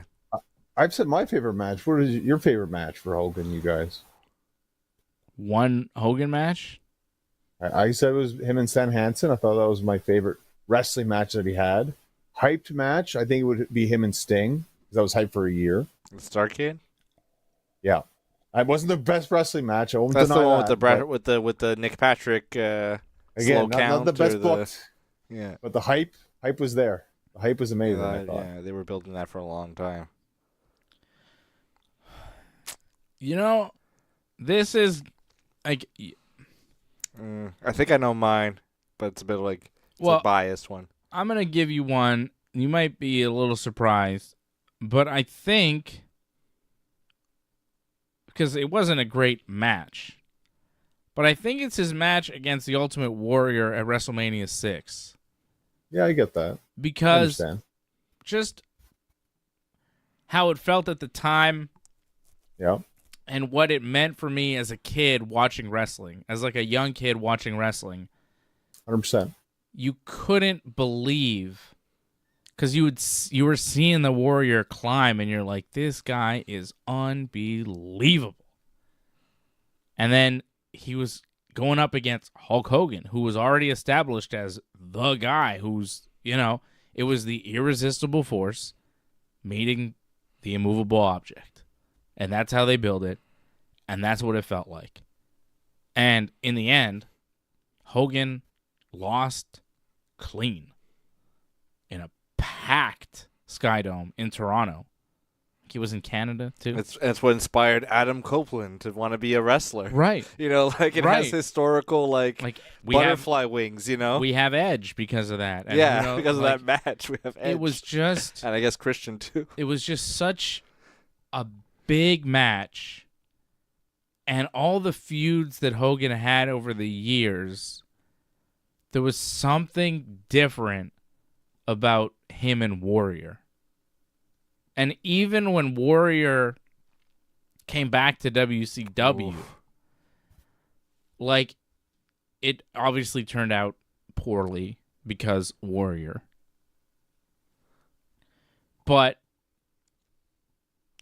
I remember, because Warrior had beat Hogan at WrestleMania 6, and Hogan was on top in WCW and evil and in the NWO, that you were hearing rumors that the Ultimate Warrior was going to come back to wrestling and be in WCW, and you knew that it was going to be on with Hogan. And I remember how big of a deal that was. Yeah. To see Warrior and Hogan face to face again under these new circumstances. It was just oh my God. There was something about Hogan versus the Warrior that felt different to me than Hogan versus Macho Man, or Hogan versus Sting, or Hogan versus, I don't know, Andre, To me, the best feud that Hogan ever had was against the Ultimate Warrior. Because it was P. Hogan against this other character who came in and was just whoa, who is this guy? He could take over Hulkamania. Yeah, he could out Hogan the maybe. Power of the Warrior. And then Hogan did lose, and you thought, is it over? But it wasn't. It was actually the peak for Warrior. Yeah. And he was going to go down, and Hogan was just going to stay there. Top level. Yeah. Warrior peaked just above Hogan for a moment, and then crashed down. But Hogan, he was right up there, still at the top of the mountain. Still main evented the next year. He's the next year, WrestleMania, he's back in the main event. So Save the world. Yeah. So to me, for me, I know technically not a great match. It's Hulk Hogan and the Ultimate Warrior. We know what we're getting. It's Warrior's best match, I think. Oh yeah, for sure. And what Hogan was able to do with him, I think, is a testament to how great Hogan really was. He was able to make magic with the Warrior. And if you look back, it all makes sense. It all feels right. It's just a little, the pace is what it is. Not a test of strength, but that's what they did. But you believed it because look at them. Yeah. Of course you want to test the strength. Look how strong they are. So that, for me, is my favorite Hulk Hogan match. WrestleMania 6 against the Warrior, where he loses in the end. Yeah, it's a solid one. Definitely. I remember at the time, too. That's a big thing, too. I don't think a lot of people understand. Because a lot of people didn't grow up with Hogan. We did grow up with Hogan. So those matches are huge. I mean, for me, Hogan and Savage, that was the first true great story, to my opinion. The Mega Powers coming together, then exploding. That was huge. That was gigantic. To me, nothing was bigger than that until we got to the 90s. When Miss Elizabeth goes down and Hogan picks her up, Randy doesn't know, picks her up to go get her medical attention. Randy's like, "You had lust in your eyes, Hulk Hogan." Oh, the pukesters. That was nuts. That was great. That played out perfectly. It's ingrained in me, the whole, when Savage points at him. I don't know why. I had nightmares about that. Just point at him and then, bam, attacks him afterwards. Favorite Hogan match? Hogan Rock. Yeah. That's also like a big deal. Mm-hmm. One of my 100%. favorite reactions ever. Like sometimes I'll just load it up on YouTube. It's when Hogan kicks out from the rock bottom and starts hulking up, and you could hear in the audience, like section by section, the audience like realize like, oh shit, like he's about to do Hulkamania. Yeah. Like he did it a couple times in late period WCW where you like put the red and yellow back on and like did the stuff, and that never felt that authentic. But that him doing it to the Rock, and the Rock like looking surprised, and Hogan's like at first he's like no, and then he starts, and you could hear the crowd like through the Sky Dome, just getting louder and louder, and like it's just like pure like they're just screaming like ah, like they're just like Hogan, ah! And the ability to be in that moment and the facial expressions and to convey that 100%, he is unbelievable. Like people don't give him enough credit for what he was able to do to rile up the crowd, to be like, and you could see all the emotions going through his face. It was masterful. Yeah. So good. It's that one, although the next night, like, it's just kind of crazy I got to see this match. Hogan and The Rock teaming for maybe the only time ever against the Outsiders. Yeah. I got to see that. It was like a TV match, and, Hogan and Rock won, but, like, it happened. It happened. And you got to witness. I got to see that. Yeah. And that's pretty damn crazy. Like, I'm going to be an old man, and I'm going to be there saying, like, I saw Hulk Hogan and The Rock team up. And people are like, sure, old man. Against the Scott Hall and Kevin Nash. I've told my children about the Hogan Night After Mania Raw. Like, I was there, and I saw Hogan, and people went nuts because Hogan was the best. Yeah. So my children know who Hogan is. It's like that 48-hour period is like Hogan's best match. Yeah. Yeah. I don't think Vince could have done it with anybody else. People argue, he could have done it with him or Dusty Rhodes or whatever. It wouldn't have been the same. It would not have been the same. Hogan was the catalyst. Hogan couldn't have done it without Vince, but Vince could not have done it without Hogan. Because Hogan had so much charisma. Like look at him. Like, he was the big hero, but he was like a bald guy with like the cone. Like, like it wasn't necessarily like he didn't look like Superman necessarily. He didn't have like the clean hair. He had a unique look. Yeah. Like, it was like, he also kind of looked like a bit of like an old guy at the same time, but it was just like, no, I love this guy. Yeah. It was just, him coming out and the pointing and the looking and the bulging eyes from, whatever help he got to get his eyes all bulgy. Yeah. And he took a lot from a lot of people, Superstar Billy Graham and all sorts of stuff. And that's true. But every wrestler takes from somebody else. And it's what you take and what order you put it in and how you do it. And Hogan, he got that magic formula. Like, he figured it out. He figured out how to be the biggest wrestling star ever. Yeah. Just anytime he said, let me tell you something, Mean Gene, or something mean, like, I just got hyped. Like, I got hyped for watching, like, oh, Mean Gene's here, and the camera pans out, oh, it is Hogan, like, we're going to get something good. Let me tell you something, Mean Gene. It's so good. So good. One of the best. Great opponents, too, like legendary feuds with so many guys. Andre, Macho, Warrior, Sting. A bit of flair. Who am I missing? Rock. You said Piper, right? Piper. Yeah. Piper was great because, it started at WrestleMania 1, and then they had really good stuff going in WCW, too. Those promos were great. Their interactions in WCW, that icon versus icon stuff, was very good.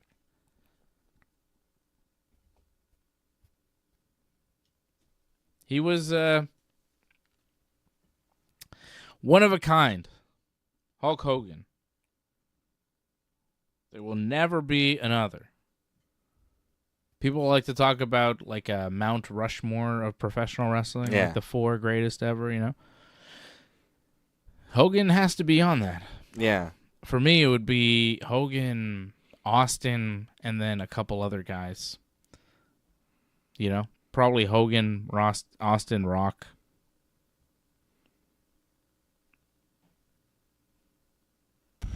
seen of like guys who like made mainstream kind of or like, you know, the crossover. kept the business going, were massive stars. But like, it's like, I don't think you should do a 4 because Rock and Cena and Roman and all these guys, they're cool. But like I think there's a class above everybody and there's 2 men in it, and it's Hulk Hogan and Steve Austin. I think there are only 2 guys in the history of pro wrestling that you could say are like supremely important to pushing everything forward and making it bigger, and it's Hogan and Austin. All those other guys were cool, but like Rock benefited from the wave that Austin was creating. Well, I completely agree with you with that. But some people would say Billy Graham deserves a spot too, or Bruno Sammartino deserves a spot as well. I'd say Bruno probably. Billy Graham wasn't as impactful in the wrestling business. He had a run, but it wasn't long. Well, I think it's more of like what he brought to wrestling. Maybe the Flair. Yeah, but I mean, then you're talking about Flair. I mean, Flair's influence is massive. Yeah, Flair's I'd up say there Flair too. would be more influential than Superstar in many ways. But Flair even said it himself. He put Hogan above himself. Yeah, 'Cause, he gets it. yeah, he gets it. Yeah, Hogan drew more Drew money. money. The biggest draw ever in wrestling was Hogan. Mm-hmm. I think it's been proven. Yeah. How's Eric Bischoff's wrestling league gonna go now? What's he gonna do? Yeah, what's all that about? I think he tweeted out that the show still goes on.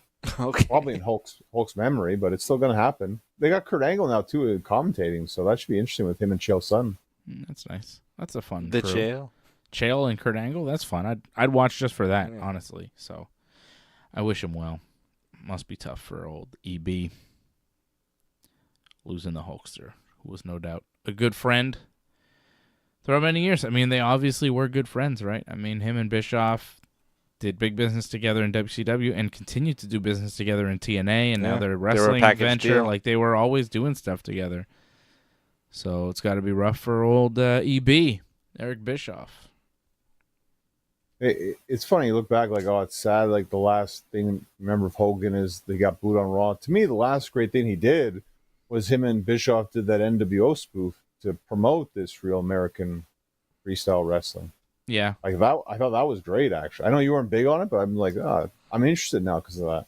Mm. You know, it just dawned on me that like Hogan's last appearances for both WCW and WWE were both like not shining moments in his career, like Bash at the Beach 2000 with Vince Russo. Yeah. And the promos, and like Vince Russo, you're like, yeah, there's obviously that piece of shit on TV again. Yeah. And he never did show up on WCW again. Hogan's exits from companies are not always great.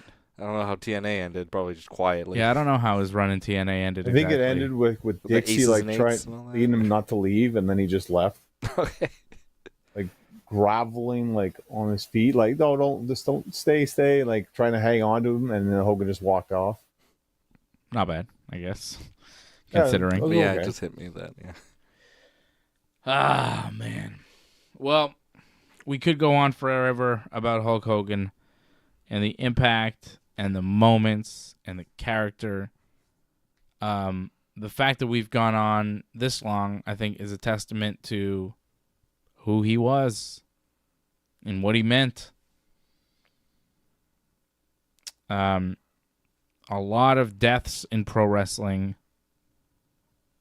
And you know, we cover most of them, if not all, but Hogan is like, you know, it's different because he was It's a big bigger towering figure. bigger than everybody. A giant. I don't know professional wrestling without Hulk Hogan existing somewhere in it. It's never been like that for me, and for many others, it's the same way. Many people, millions around the world, became wrestling fans because of Hulk Hogan, myself included. Like, I remember watching TV on my parents' bed, pushing buttons on his giant remote control, and seeing this giant dude with crazy muscles, thinking like, is this a human? He's like throwing people around. I just couldn't understand what he was. I was like, what is this? Is this a man? Is this a cartoon? What is this TV show? But they seemed like real people. I'm like 4 years old. I'm trying to compute, like, what the hell is this? You know, I've never seen a person this big. I've never seen this before. And I was like, I must watch more of this. I need to see how. And he was beating people up and like saying crazy. He was like, brother, you know, doing the whole Hogan thing. I was like, okay, you could rip your shirt off. They rip off. How do you do that? You know, it was just unbelievable. I couldn't, you know, as a 4-year-old boy, I was like, this is crazy. I love it. And I've been hooked on wrestling, you know, ever since. And I know I'm not the only one. You know? No. I'm not the only one. No, I'm sure there's many a story. Mm-hmm. Well, there's one thing we haven't touched on is the fact that Hogan was able to expand his reach. And that's what really, I think, got wrestling into a whole other world, like from regional to national, was because Hogan was able to pull that off. Yeah. From Rocky 3. And then people are going to say, like, all these other movies they did weren't so great. But No Holds Barred, like, when I'm a kid, like, I was dying to see that movie. Mm. And he was like, you know, people say, oh, his movies, whatever, and obviously Cena and Batista and The Rock have kind of surpassed him in the Hollywood thing, but he opened the doors. Yeah. Exactly. Like, he was the first wrestler in movies. I mean, technically Piper in They Live. Yeah, but Hogan wasn't the It same. never got that, yeah. Hogan, you know, he was in big movies. He starred in a couple movies that were like Hulk Hogan vehicles, you know, Yeah. Mr. Nanny, Suburban Commando. Like Santa they with tried, muscles. like they tried to make it work. Make him Arnold. They and tried at- to make him Arnold. Yeah, and at the time, whatever but Thunder in Paradise, they gave him a TV show. Like, no other wrestler was coming close to getting any of that. Yeah. I mean, look at Steve Austin and his attempt at acting and stuff. Like, Austin's a big, but you know, DVD movies. He and tried stuff. to make me watch the Condemned, right? You know, like it didn't work for people. The wrestlers were not movie stars back then. The Rock, Hogan opened the door, and The Rock opened it even further. And now we have Cena and Batista, and you know, Cody Rhodes is going to be in Naked Gun. Cody See how that Rhodes, goes. Becky Lynch, Mercedes Moné, and all these people that are in all these things because of Hogan, and then because of The Rock as well, because The Rock blew it up to a whole other level where people were like, oh, these guys are actually good, and maybe let's do, you know. But Hogan started all that, opened so many doors for so many wrestlers, and a lot of them don't even appreciate it, you know. So he is a guy that'll be forever important to pro wrestling. Forever. Then, now, forever. Big Terry. the Immortal. It goes with the new T-shirt that they have now, right? They have a new They made a t-shirt? new shirt. like already. Yeah. It's Hulk rules forever now. Like, I don't know if you guys saw that. Like, No. Some people were wearing Hulkamania shirts. I figured they were selling them at the gift shop Oh my God! They Oh, got yeah. so much new Hogan for merch now. life. Hulkamania for life. Hulk rules forever. There's a bunch of Hogan shirts up. I thought about that at the Bell Center when they had that Hulk Still Rules shirt, like the red one. I was like, maybe I'll get that one, but I'm like, nah, I'm okay with my Brett stuff. Oh, I think I have a You Hulk. got a bandana. I have like a yellow Hulk Still Rules T-shirt. I think I think I got a bandana. somewhere. No. I'm pretty sure I have one of those. Yeah, the red one I thought was the best one. Oh man, you shouldn't have told me. Now I'm looking at Hogan shirts. Oh. Ooh, I this knew is you were gonna get nice, this It's anyway. brother. like old school. The I Delaney like it. I inevitable. think I'm gonna buy new Hogan shirts now, John. Look what you got me doing. I'm gonna buy all this Hogan merch. I mean, why are you telling me about Hogan merch? Of course I'm gonna buy it. You're gonna find out one way or another. It's okay you find out on the Hogan tribute show, so it's fine. It goes with it. So much cool Hogan stuff here. Oh, brother. There'll be more, I'm sure, as it goes on. I wouldn't be surprised They said Hogan's a 2-time Hall of Famer. He's going to be a 3-time Hall of Famer. Because they put in like WrestleMania moments now. Him and Andre, yeah. that's number 2. Yeah, that makes sense. Yeah, WrestleMania moments in the Hall of Fame, you could give Hogan 10 more. Yeah, that's another good point. That's true. Which one do you... I mean, you give him WrestleMania 1 because it's the first and he's main eventing. You give him 3 because of Andre. You give him the Mega Powers 1. You give him 5. Warrior. 18 with The Rock. You give him The Rock. You give him WrestleMania 9 when he beats Yoko. You give him... Eight had 21 the best entrance. Like, I don't know if you guys remember A against Sid. Like, when he came out with the entrance there with the hands on the hip, they still use that in the video game, that entrance. Yeah. That's big, 8. Because I thought that was the retirement match. 8. Or they played it as the retirement match. Or, so many moments. 21 when he came out and beat up Muhammad Hassan and then posed with like the big American flag behind him. You know, Didn't he beat up Khali once too on a WrestleMania? I think so. Yeah, it sounds familiar. The Silverdome brothers. I mean, that's not necessarily something you put in the Hall of Fame. But there's just so many. No, they should put botches in the Hall of Fame. WrestleMania moments for Hogan in the Hall of Fame. Like, you could do several. Yeah. Several. The real Mr. WrestleMania. You know? You call Mr. SummerSlam too? I don't know if he ever lost at SummerSlam. No. I mean, he never really lost, period. Wasn't feeling it, brother. Angelo saying AEW not acknowledging Hogan. He says it's sad AEW didn't even acknowledge his passing. Yeah, AEW, Tony Khan, nobody acknowledging Hogan. And because of that, It's not John... true, actually. What? Tony Schiavone acknowledged it. Okay. Dustin Rhodes acknowledged it. Edge acknowledged it. That's all AEW guys. But not Tony Khan or AEW, the company.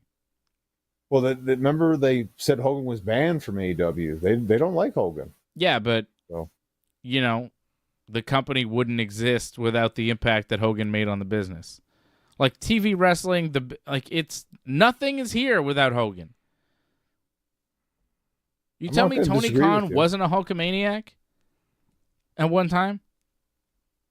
Maybe he wasn't. I don't know. But I have no problem if people don't like Hogan. You don't like Hogan, just don't talk about it right now. It's not the time to do it. So that's it. Yeah, it's fine. Just I don't know. I think as a wrestling company, you got to say something. Yeah, I wish they would, but I think AEW, they just feel that Hogan was not on their happy list or their list that they wanted to be with. Remember, like they said, his wife was banned too as well. So. Well, because of that, John, I am not acknowledging AEW on tonight's program. We'll talk about AEW next week. But there's no AEW recap, no talk of AEW tonight because they didn't want to acknowledge Big Terry, so they're not getting anything from me. And it's just weird because it's just like, weren't they like in partnership with Ric Flair? Yeah. Like after all the Dark Side of the Ring and even like other stuff, you know? Yeah. Like they don't have, and like Dustin Rhodes, he's said a lot of controversial, problematic things, and they just had a big coronation of him being a champion in Texas and all that. You know, tell me Tony Khan isn't problematic in some way? Come on. I'm not going to disagree with you guys, but for some reason they have like a vendetta against Hogan. And they decided that's where they're going to draw that line. Is that no Hogan acknowledgement? It just feels. I didn't see Brett. I didn't see Jesse Ventura say anything about Hogan, I wouldn't expect to ever see that. No, but I didn't see those guys, say anything negative about Hogan either. They just said nothing, which makes sense for Brett and Jesse Ventura. But I did see some people, saying negative things. Did Becky say anything? Did Becky say anything? I don't think so. Seth, no. Charlotte did. Yeah, Charlotte. Yeah, because with Rick, because they're friends and all that that. So yeah. Sheamus did. A few people did. Shane McMahon, Vince McMahon, Shane, Vince, yeah. Triple H, Shawn. A few WWE people did. I saw Chelsea put something up, but then took it down. People giving her, I don't know why. But yeah, a lot of people online are like saying, oh, this guy, he was this and that. And it's like, all right. I just think you could believe that, but you don't have to say these things about the guy on the day he dies. You know, like maybe Exactly. keep it to yourself. Like, I get it. You don't like Hogan for valid reasons, but maybe when he dies, like, don't use that as an opportunity to score points with people for, like, somehow, you know?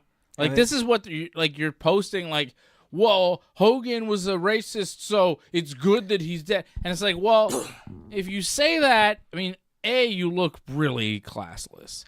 And B, who are you scoring points with? Like, who is out there going, right on, good job for saying that? I think more people are going like, ugh, why would you do that now than people going, wow, that's, you're not scoring points. I think it's negative points when you do stuff like that. Like, you lose more people than you gain when you're publicly dancing on someone's grave. Like, no matter how evil they are, I think, when they die, you go, all right, fair enough. I'm going to keep my mouth shut. Like, in a couple weeks, I might say, like, oh, that guy, it's good he's not around anymore. What a dick, Yeah. But maybe on the day, like, give it a little time. You don't have to be like, he said racist things in a secret recording 15 years ago, so he's a piece of shit forever. He's done nothing good for anyone ever. It's like, well, that's kind of an unfair portrayal of a man.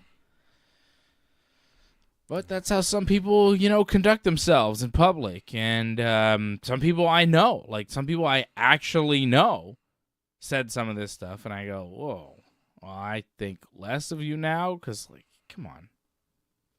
He's got children. He's dead now. You got to do that. You got to do this now. And it's in poor taste. You kind of said it right there. It just shows you what kind of person they are. Trash someone when they die. That's pretty horrible. Like, I'm not going to say I get along with everyone in the world, but people I don't get along with, they pass away. I'm not going to like trash them when they die. Yeah. Like, it's not right. Yeah.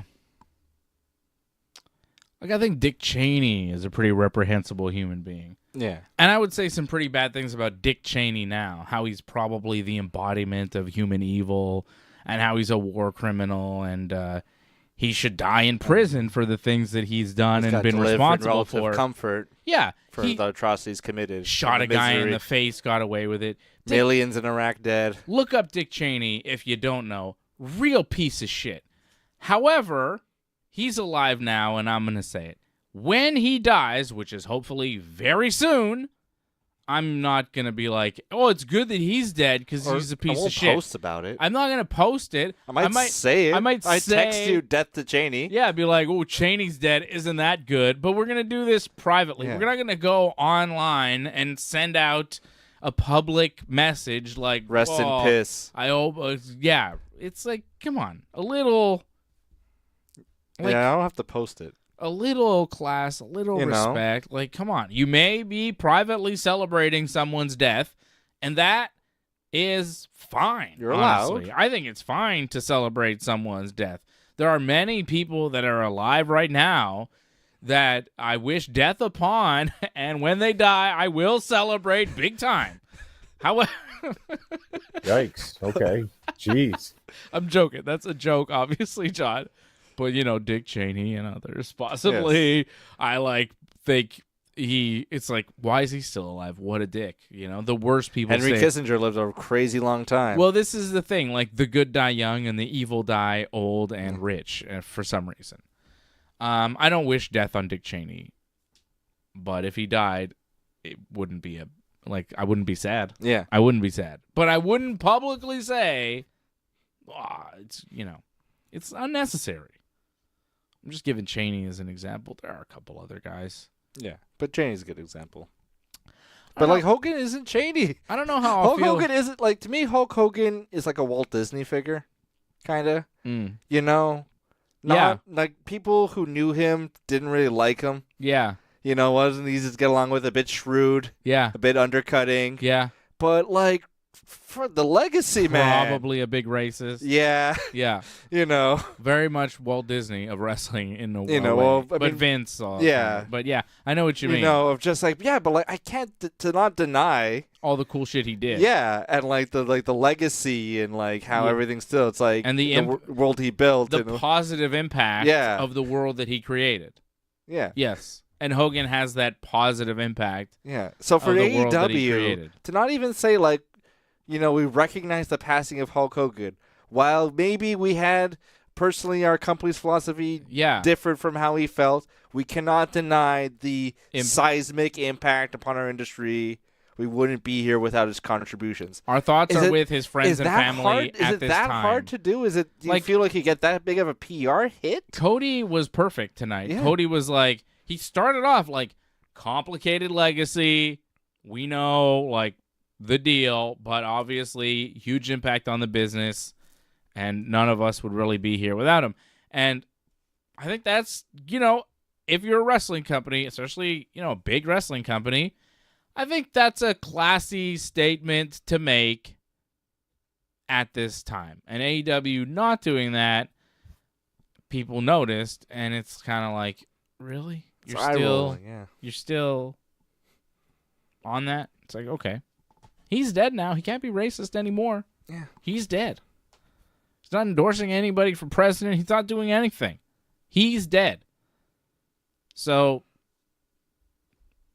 I don't know. Wish him well. Because you'll die too, Tony Khan.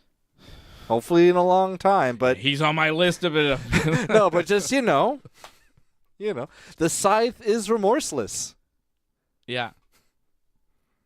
Angela says we wouldn't have the show. Yeah, of course not. I wouldn't I wouldn't have been a wrestling fan if I had not seen Hogan. That's true. So, yeah, none of this would exist without Hogan. I don't know. It doesn't feel that hard to do for a company to make like a easy public statement. Like, where is the... It's super easy to do. You type it up quick, you send it out, and it's done. Yeah. And I don't think you're going to get backlash for doing it. I don't think people will be like, I can't believe AEW wished him a good death or whatever. You know what I mean? Like, come on. And if you do, well, fuck you then. You know what I mean? Like, if you're pissed or if you're one of the ones saying shit now about him, it's like, oh, fuck. And it goes back to the Chelsea Green thing. Yeah. Well, she had to, like, apologize and be like, I was just talking about the legacy. Like, I don't endorse anything. And then she had to delete it, apparently. Yeah, well. That was her choice, I guess. I don't know. But the arena full of people, cheering his name, chanting his name, cheering for him tonight. And I go, it would have been nice if you did this for the guy when he was alive that one last time, Would have been nice.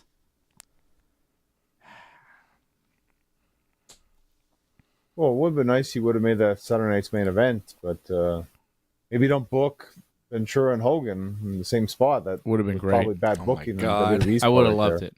Oh my god. I would have loved to have seen Jesse and Hogan face to face one last time. Missed opportunity. Probably for the best, I think. I don't think anyone needed to see that. I was always down for more Hogan.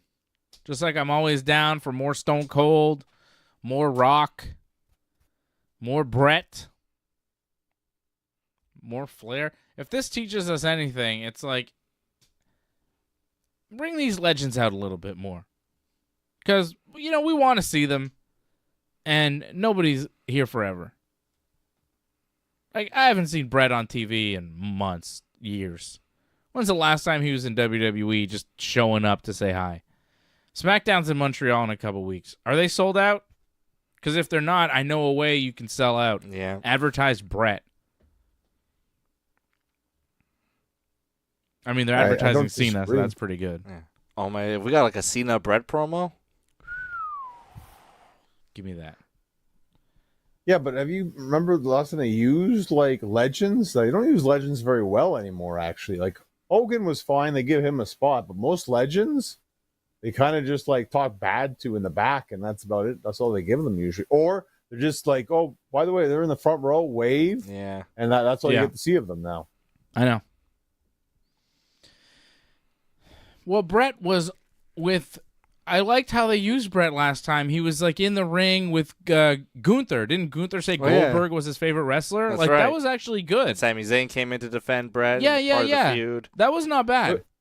Was it not? He wasn't Brett in the crowd though. One time, wasn't that the last time we saw Brett? I don't know. Maybe, but the last time they like used Brett was not that long ago, and it was pretty good. I don't think it was more than a year ago, was it? Might have been a little bit. It was right after the hockey player Johnny Gaudreau passed away. I think because Sami Zayn came. It was in Calgary, and I think Sami Zayn it was came in out in Calgary. Jersey. Okay, So I don't know when that Yeah. was. it was at Like the a year At least ago-ish? a year. Yeah, I it was think. like at the at start, least a right year. before the hockey season that just ended. So yeah. Well, Yeah. it'd be great to see Brett again. It'd be great to see Austin again. Yeah. Drunk, crashing into people. Nick Khan won't have that. No. I think Nick Khan's banned Stone Cold from coming Maybe back. he's the reason why legends only get so much. Nick Khan's like, I'm tired of all these legends. We don't know what they're going to say on a live microphone. Just stick them in the crowd, show them on camera, and move along. They don't Well, listen that to the might be a writers. problem, right? Though, because a lot of them don't have that idea of like you got to use a script. We'll just say what we feel, kind of thing, and that goes against the WWE philosophy now, right? Of everything's controlled. Super controlled. Yeah. So I can understand why they don't want to use legends that much because they don't go with the program anymore. Mm-hmm. Hogan went with the program that they gave him, and they booed him out of the building. So maybe don't go with what they give you because Hogan didn't flip on them at all. He just kind of kept plugging along, doing the thing he was supposed to do. Even though he could tell, like, wasn't going well. Yeah. Tripping up a bit. Well, remember the last thing? Like, he's just talking about his beer. Like it wasn't exactly the most It was a exciting commercial. thing that he was talking about. Yeah. He had to kind of keep going because it was a beer commercial, basically. Ah, brother. Let me tell you something. Thank you to all the members I'm seeing checking in here tonight. Members over at join.ringsidereport.net. Angelo Contagonis. Kyle Salisbury. He says, as a kid, the Super Machines was my favorite Hogan thing. He was never my thing, and the last few years was not great for him as a person reputation, but he was Hogan, no denying him. Fair. Yeah. Angelo, Kyle, Antoinette. Hey, Antoinette. Over at join.ringsidereport.net and membership.ringsidereport.net is how you support this show and this channel. We appreciate you checking in. I know Johnny had promised you a Happy Gilmore review, but because of the Hogan news, we kind of ran out of time, and we will give you the Happy Gilmore 2 review next week when I finish watching it, because I actually started it today, but then I got distracted. I say I didn't have enough time, but honestly, I was just playing Donkey Kong. Sorry. Oh, Long game, it sounds like. Oh God, it's so good.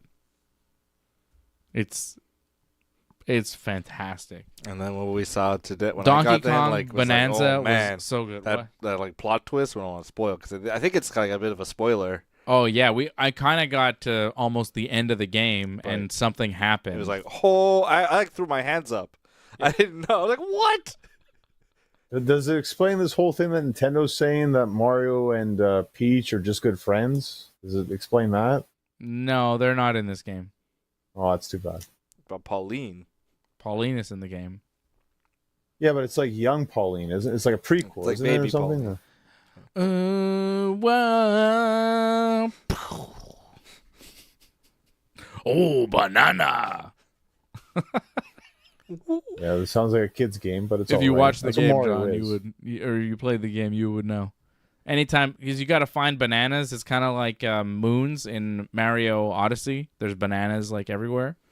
You've explained this, yeah. And then once you got to punch a banana 3 times, so it like explodes, and then you like collect the banana. And then every time you like have done that, you collect the banana. He goes, "Oh, banana!" That's they did that in Donkey Kong 64. Oh yeah, Yeah, when like a golden banana appeared, the big guy going, "Oh, banana!" it's very nice good. look. A lot of callbacks. I like that. Yeah, A lot of kind of remix The old Donkey Kong music, music. yeah. It is such a beautiful, fun game. It's just so good. Donkey Kong Bonanza. I am loving it. I'm obsessed. I'm playing so much. I'm playing this game more than any game I've played in a really long time. Like I play video games, but like, here and there. I'll play for like 30 minutes, 40 minutes at most. I'll put it down and do something else. Come back maybe in a day or two and This, I'm like sitting down and I'm like, I'm going to play 20 minutes. And then I look down and it's been like 2 hours. Yeah. I had the day off today. My son was at camp. My daughter was at preschool. And I had a Friday off. So it was like rare. So I was like, I'm just going to play Donkey. I played for like 3 or 4 hours today. That's amazing. And like the time just went by. I was like I started playing at like 9:30. And at like 12:30, I was like, oh, shit, I should eat lunch. And then at like 1, I finally ate lunch. Or 1:30, because I was like, okay, I'm going to eat lunch after I do this. Yeah. And then I was like, and then you do this, and you're like, oh, what's that over there? And you go do that, and you're like, and then another half hour's pass, and you're like, oh, shit, I've been playing this game for like 4 hours. What? And that does not happen to me. It has not happened to me in a very long time. I can't remember the last game. Animal Crossing? You were pretty into Animal Crossing. Animal Crossing I played but it was also during a lot. COVID. So there was time. Yeah. Yeah. I remember Animal Crossing you spent But a like lot I of don't time. yeah, I spent a lot of time on Animal Crossing when it was out because it was during COVID and we had time and it was just great and escape. magical. But I don't think I've played another game as much. When the Zelda Oh, yeah. what was that game? The Tears? like cartoony Zelda? Not Oh. Tears. Link's Wind Waker? Awakening or No. Echoes of Wisdom? Echoes of Wisdom. Uh. When that game came out, I was like obsessively playing it, but it was kind of easy and I beat it quick. Ah. Like I was playing that pretty hard.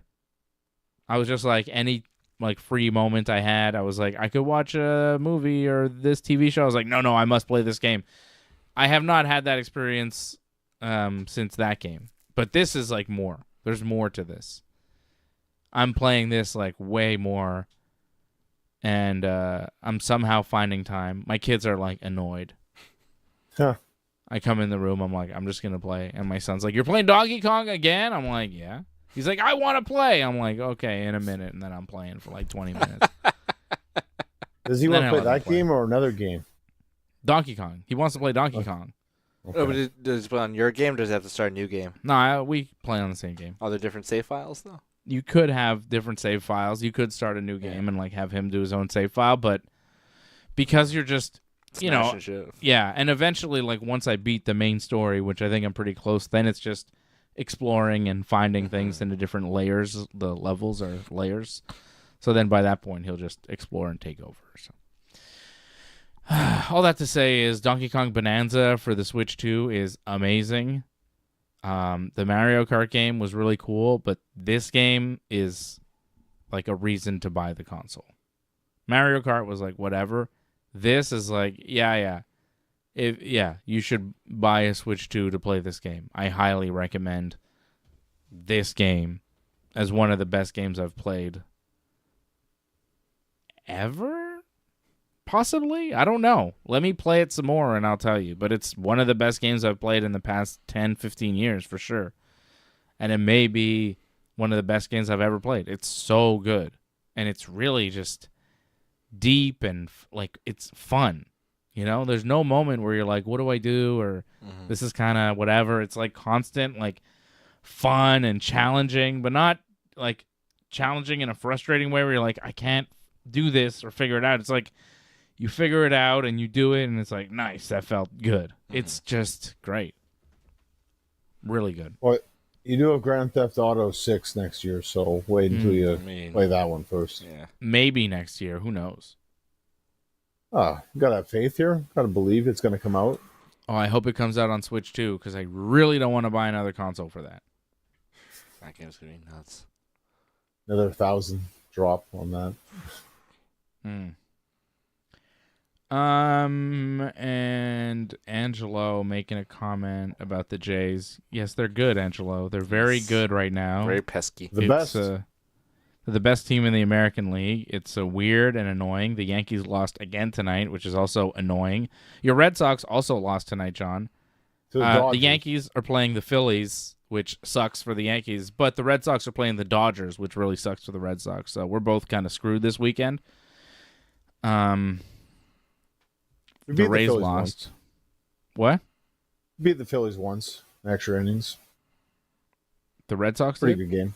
Yeah, they did. Oh, Once. That's Wait. nice. didn't the Red Sox lose to the Phillies on a catcher's interference? Didn't that Yes. happen over like the last week? Yes, that was super yeah, fun. that happened. The catcher's interference There walk. was like Catcher's two interference catcher walk-off. interference things that happened. Yeah, there was a walk-off catcher interference, and there's catcher interference in the next game right after that too. Yeah. It was a rough time. Yeah. So John's team is not doing great. My team is not doing great. Red Sox and Yankees not doing great right now. Yankees traded for a third baseman today, Ryan McMahon from the. There's got a McMahon on the goddamn Yankees, pal, and I love it. Ryan McMahon from the Rockies coming over to the Yankees to play third base. Hopefully he'll be in the lineup tomorrow and he'll help. But it's like Defense looks bad, so you, you can't yeah, hurt it. it's a start, but it's really not the finish that we need. Like Cashman needs to get wheeling and dealing. Maybe trade, half the team and get a new team, and maybe we could pick up the pieces from there. But let's trade our shortstop.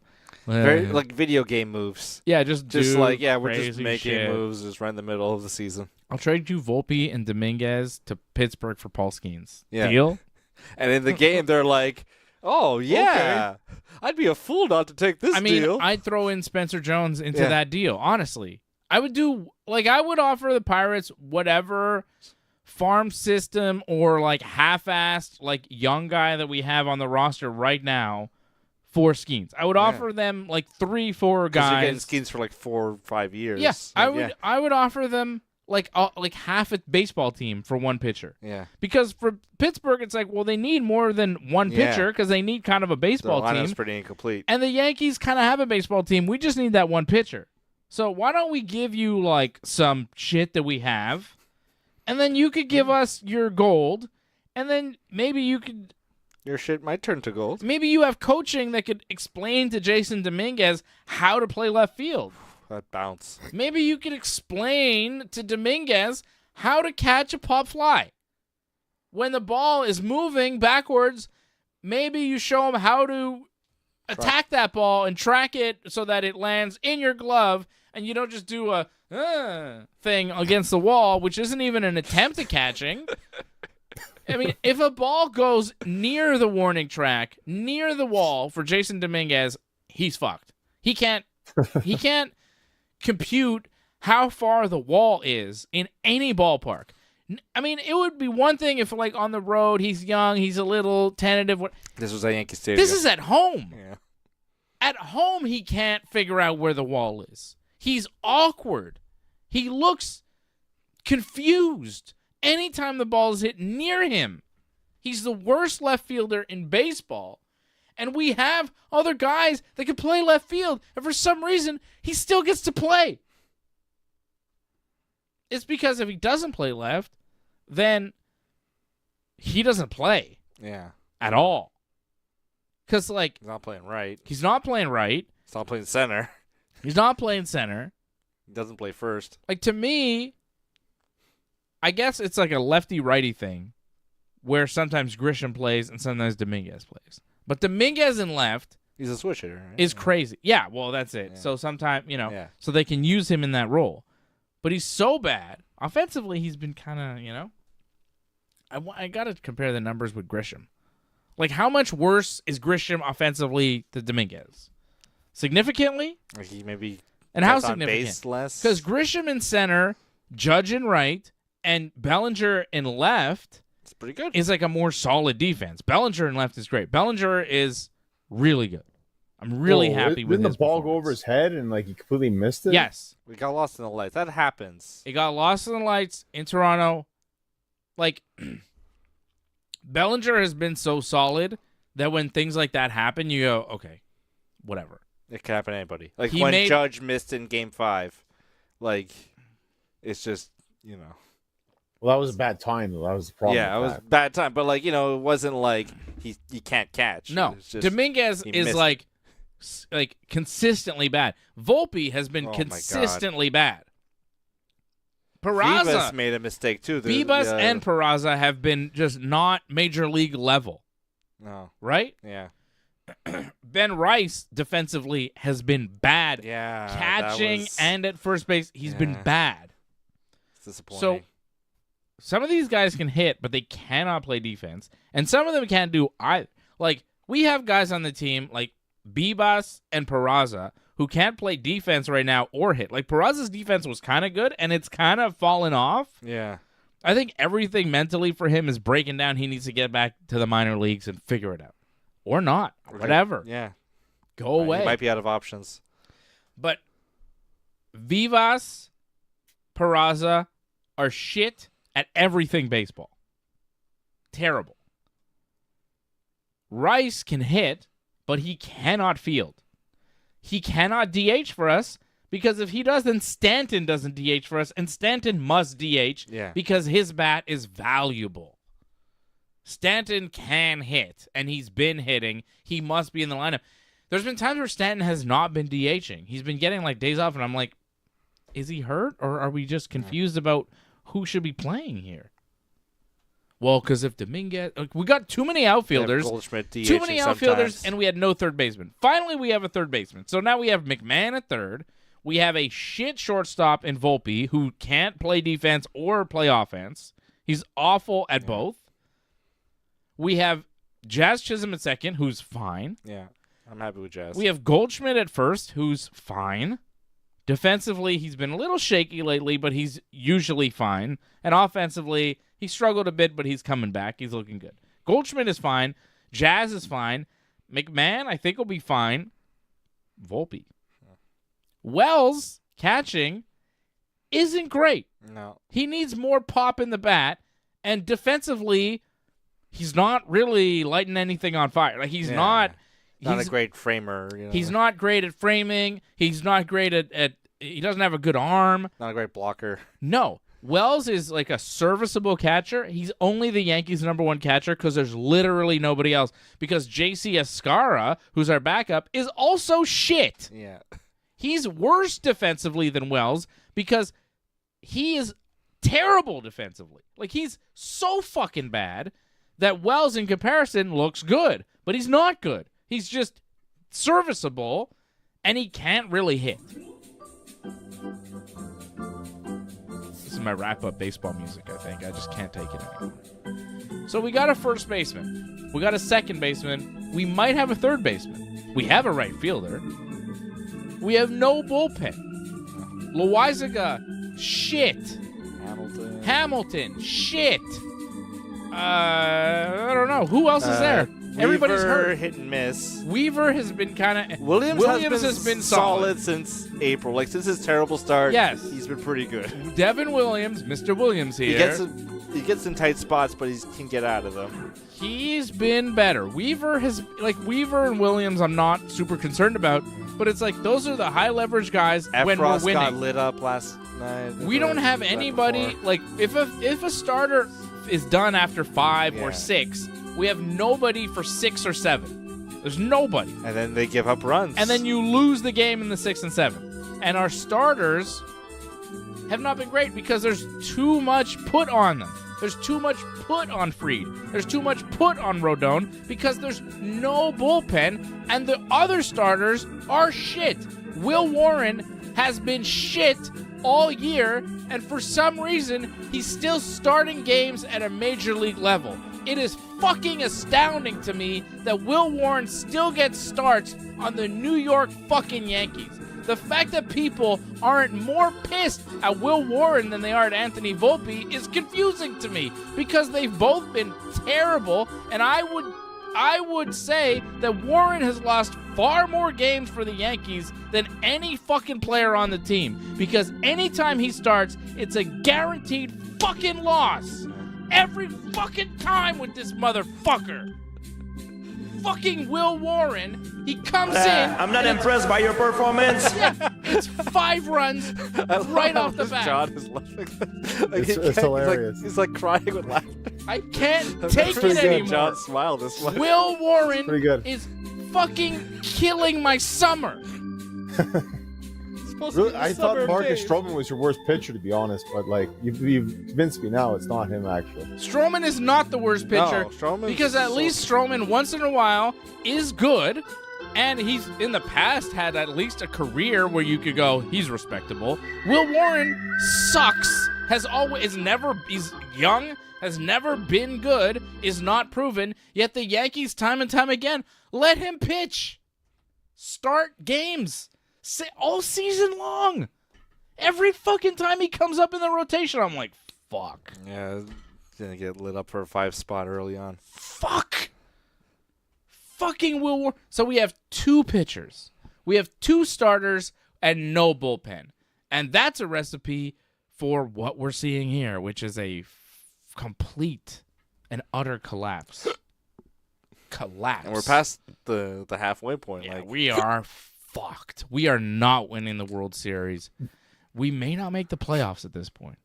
Like, I don't want to go to the World Series. The American League is so shit. Yeah. Okay? Because the Blue Jays can't last forever, right? The American League. Although I didn't think they. I didn't will. think they would last this month. I didn't either. They've surprised me.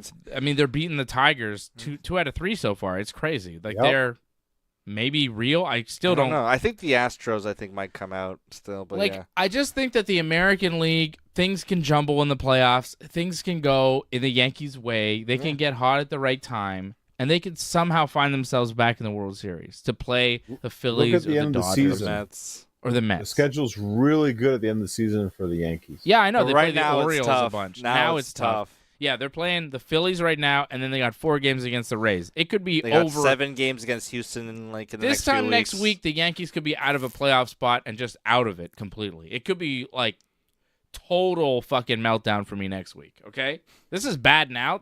Next week could be worse. It won't be that bad. But It'll be like, rough, but not even that if bad. we make the playoffs, even if we make it to the World Series, I don't want them to make it to the World Series because we're gonna get fucking destroyed. Yeah, if it's the Dodgers. If it's the Dodgers, the Phillies, the Mets are gonna fucking kill us. Even the Cubs. The Cubs are good. I don't want to get my hopes up Yeah. because the Cubs will kill us too. Yeah. I don't want to get my hopes up and see this fucking team blow it again, and then everybody's like, "Oh, look what happened!" It's just I don't want to see it. I don't want to see the Yankees get embarrassed again because I know that they can pull it together because we've seen it this season where they're like, "Wow, this is a good team." Yeah. But I know that they could give you the illusion of being good. But in the end, they will fuck up. And I don't want to see it. Like, I know people are talking about trades and let's get this guy. But I'm always the like, answer is. I almost go, maybe we need to pump the brakes and just focus on 2026. Maybe we need to focus on Garrett Cole healthy with Max Fried and Carlos Rodon and that rotation. Is there any big free agents coming up? Tucker, yeah. we got it. We focus on getting Tucker, you know, you know what I mean? The Dodgers, getting Tucker, yeah. maybe bringing Lombard up to play shortstop next year. Yeah. Give Lombard bring Lombard up. If they don't train Cam Schlittler, maybe he develops into a really good back end rotation guy. I think you bring Lombard up in September. You know, if we're not really in contention in September, you bring him up. You start giving him starts at shortstop, and you go, "Hey, Volpe, next year, this guy's got your spot unless something happens." Yeah. Well, that's not what Boone says. Boone says that Volpe's an all-star. Yeah, well, Boone says that because Cashman says that, and that's just what the organization says. But you can always reevaluate, and the numbers don't lie. So, and the fans aren't going to allow it. Like, do you remember what happened to Aaron Hicks? He got run out of town. Volpe will get run out of town by the people if the Yankees don't do it. It will happen. Like, if this continues for the rest of the season, yeah, no one will accept that next year. I read on Yankees Reddit and stuff. There's fewer and fewer voices saying "Hey, Volpe, maybe." No, it's more and more we've We've played seen the track record. appearances. This is who he is, kind of. This is who he is. It's not potential. It's a bust, maybe. He's a total bust. Yeah. This is who he is. I was hoping there were moments where you go, hey, we might have something here. Nope. Although Gleyber Torres is an all-star, so what the fuck? I know. Maybe it's just the Yankees coaching. Maybe. I'm a big fan of Every, Brad every week is different. Last week you were top of the world. Now you're the bottom. So, that's Was the way I- the season goes. Was I good last week? Why was I Was good it the last All-Star week? break? Did we beat Last the week? Braves maybe 2 out of 3 and I felt better? Yes. The Braves are pretty bad this season. Yeah, I know, but like seeing the Yankees win made me feel good. Yeah. But seeing the Yankees embarrass themselves in Toronto and then lose another one tonight in Philly Yeah. with at home against Philly, it's like, man, what are we doing? Yeah, those Toronto series, it's like one win out of 7 games. It's like that's not good. No, and the one we won was like just barely a Yeah, solo true, shot. from Rice. Yeah, Solo shot in the top of the 9th from Rice made it 5-4, and they hung on with Williams after in they the bottom. blew a 4-1 lead. Yeah, Great pitching performance from Williams there to keep us yeah, that's victorious, because I don't know anyone else in the bullpen that could have done that. true. Yeah, and, not Weaver. Not Weaver in Toronto. Fuck that. Yeah, I didn't like that. Boone says, it's just this. They can't win there. They can't win Rogers Center. That's the problem with the place. or They would something. always win at Rogers Center. Yeah, he was blaming it on the stadium why they're playing bad. Wasn't the sweep we went to, like, that sweep? Wasn't it the first time the Jays swept the Yankees ever at the Rogers Center? No, in a Oh, four, the in a four four game. game. Okay, but Which, still, I mean, that makes sense. They're pretty rare. yeah, but they played each other pretty more often. There's probably like used to be 2 4-game series. in 4-game Toronto. sweeps are super rare, though. Yeah. 4-game sweeps is like Yeah. never really happens in baseball. Yeah. Except this year with the Blue Jays and Yankees. Blue Jays beat the shit out of the Yankees this year, and it's propelled them. I mean, the beating up on the Yankees Yeah. has given the Blue Jays such confidence and gusto that they're now beating up on the Tigers, and like they've got momentum. They Like beat up the Giants, crazy. too. It's nuts what they're doing. It's shocking, and I hate it. I just don't like seeing Toronto succeed. It's just annoying. All right, that's enough. I'll be back Thursday with Fred and AJ for some MMA stuff, and then next Friday we'll be previewing SummerSlam. So how about that, John? How about it? And then possibly a post show on Sunday. Yes, boy. And then hopefully the Yankees win like every game from now until next week, so I'm in a better mood next week. And we trade for like some awesome players, and we're ready to go. Like this is Hey, the Dave thing. and Johnny, No, if I am being honest, You didn't even say it. I was the first I one didn't in say the it at all. entire world We're like to say that 6 days. Logan 6 Paul games, is something special. Like Mark my a good words. line. No, but I'm saying we're one good week away from getting hot, and then all of a sudden you're like, oh, like if the Yankees win say 5 to 6 games in a row, and the Jays lose like 2 or 3 in a row at the same time, all of a sudden it's like, all right, We're close. here we go. Watch out. 2 games back. Or You know? whatever, yeah. Like we Yeah, were but- 3 games back at Toronto before the series started, this past series, right? And I was like, we sweep them, we're tied. I was like, thing is, like, if we would have won 2 out of 3 from Toronto, the vibe is totally different. Yeah. But the way we lost the 3rd game, Yeah. and the those fact that we botches. lost 2 out of 3, and the fact that we lost another series in Toronto, and the way that we lost, and the fact that we couldn't take 2 out of 3, it's just like, fuck. But if they would have won one more game, I think we're sitting here going, well, we're only like 3 games back. Like we're still. Is it 4.5 now? Oh, I think it's it's Or is it 5.5. It's now? a Might be 5, ton. because Toronto won, the Yankees lost. 5.5. Fucking hell. Red Sox are 7.5 back, John. How about that? Yankees still like the top wild card team. Yeah. I think the Red Sox are still a 3rd wild card team. They are still in the wild Yeah, card. because nobody else in the AL Central or AL West is like a really. This is what I'm saying about the American League. It's not that good, and the No. Yankees could fuck around and win it. dominate, but they're dropping that opportunity. They had that last year. They took 'Cause, like- advantage last year. Because the Jays being as like the Tigers are kind of like hurting right now. Yeah. The Jays being as good as they are right now, like I know some Toronto Jays fans are going to be mad when I say this, but like it doesn't really concern me because I believe they'll get bounced in the first round of playoffs anyways because John Schneider can't figure it out. So I'm not worried about the Jays. Like, I'm not worried about the Jays in play. Like, if the Yankees play the Jays in the playoffs, which would be fucking sick. I don't think it could happen. Yeah, but maybe it could. Yeah, if it could happen. Jays Definitely have could one of happen. the buys and the Yankees Right. win the wild card series that leads to winner faces Toronto based on the seeding. I mean, imagine the revenge. That would be Imagine. Yeah. It's possible. What I'm saying is, if we, obviously as Yankee fans, if we have a series with Jays home field advantage, and we're going to go, fuck, we're fucked. But, depending on the momentum, depending on, I just, I don't believe in the Blue Jays making a deep postseason run, given their roster. They still haven't won a postseason game in the Vlad Jr. era. Yeah. So I just, I don't I'm not buying in fully. And I feel like if the Yankees were to play the Jays in the postseason, Toss up. I think we'd beat them, which is crazy because we have shown that we cannot beat them. Yeah, they seem unsolvable. And I just went over and over again about how shit the Yankees are, and they are shit. But, Toronto teams in the playoffs, even if they're the best team, they fall apart for some reason. Except for that one Raptors year. Yeah, that 1 year with the Raptors, that freak year, where if Kawhi doesn't make that crazy shot, they don't win. And if Kevin Durant isn't hurt in the finals. Like, if they don't make that one shot, they don't win. Oh. All right, that's enough. I'm being played out. Thanks, everybody. I'll see you again soon. Thanks for sticking with us to the end.